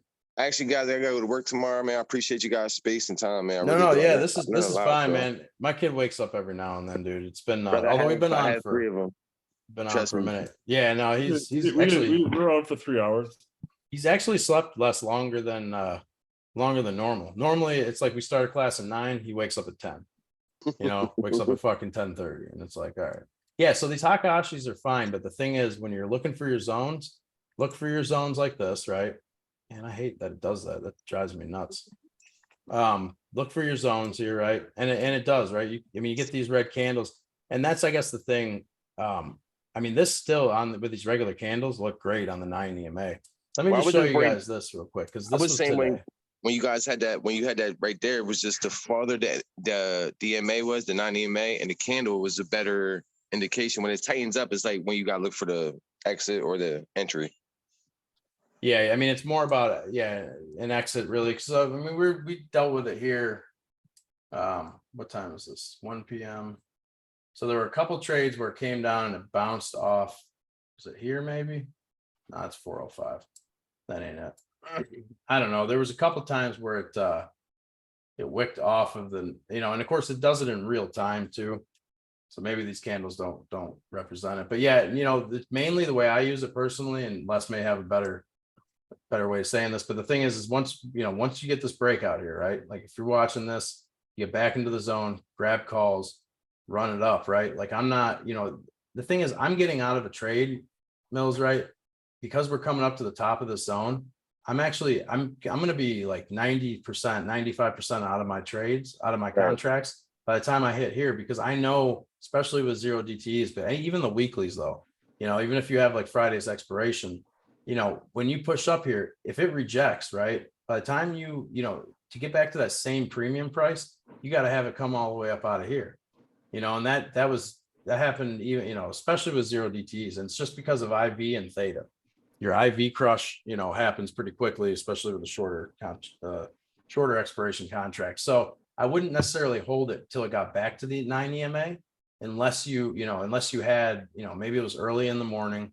You know, it just depends. Like, this is a huge run. Like, I'd be locking in, you know, I would lock in. I'm pretty sure I took calls on this here again. I would lock in before we got up to this regular zone, right? Because I know that's up there. You know, I'd be taking off all, you know, probably half the contracts, you know, at least a third to lock in my initial risk.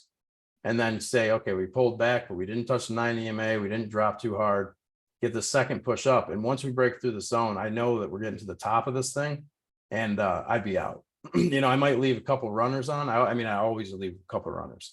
I always leave some runners, but it's a small percentage. So like, if I only got 10 contracts, I'd leave like one runner up here, right? But anyway, so, you know, and again, the runners didn't do shit, you know, on the zero DT, because by the time you get up here in price, it took so long to get there, right? That the contracts didn't, like, they're basically back at the same premium than if you just closed them all out here, you know, so. So from my understanding, Alex, you do not buy a call under the 9 EMA or a put above the 9 EMA, correct? This is my No. understanding from the 9 EMA. No, not at all. That's Not not, necessary. no, not at all. Yeah, you want to buy, because I mean, you can buy puts up here if you're coming into, you know, I mean, yeah, that's not a rule that I use at all. No, it's more just once, you know, looking at trend, right? It's more about trend. There's no hard rules that I use off of the 9 EMA, because what will happen is you'll look at that over the supply and demand, right? Like, let me just show you guys real quick, and we will wrap this up, but let me just show you how this works, right? So you got this is a pink candle, right? Once we form this whole bunch of shit, right? And we push down and you're like, okay, you know that this is, you look for your supply zone. What's your, you know, say, okay, this bullish candle is supply, right? You know it because this is the highest price. You know, you don't know it's going to do this yet. So you put your supply zone here, your 5 minute supply, right? That's your 5 minute supply zone. You got supply and you got resistance, right? You got another one over here, okay? But you know that this is really the top. So if you don't catch the breakout here, let's say you want to wait for confirmation. This thing pushes up. As soon as this thing closes, right? You get this big wick up and it's like, fuck, I missed the rally, right? But it pulls back and it closes right here. Okay, that tells you just closed above 5 minute supply. You've closed above the resistance, and you get your entry on this retest. Now, this didn't retest very far, but if you see it bouncing, you grab your calls here, right? Your stop wouldn't be until if you broke back below here. So, and he is screaming now. I don't know if you guys can hear that, but that is it for me. You want me to just wrap this up and shut the meeting down? You guys want to ask some more questions? Yeah. Have a good night, traders. I'm heading out myself. Yeah, Thank have a you good night, so much. everybody. Thanks. Thank you. Okay, Appreciate yeah, you. thanks, guys. Sorry to cut it Guys, so short. I will Thank you. put this recording Thank you up. so much. Yeah, you're welcome for sure, man. And we'll do more. We do these a lot. So we'll put the recording up, put it in the Discord. If anybody attended, you know, from the other groups, you're interested in joining, you know, hit us up if you have more questions, whatever the case. So have a great night, guys. Thank Yeah, you. Thanks. yeah, Good you're night. welcome. Take care. Thank you. Bye, guys. Yeah.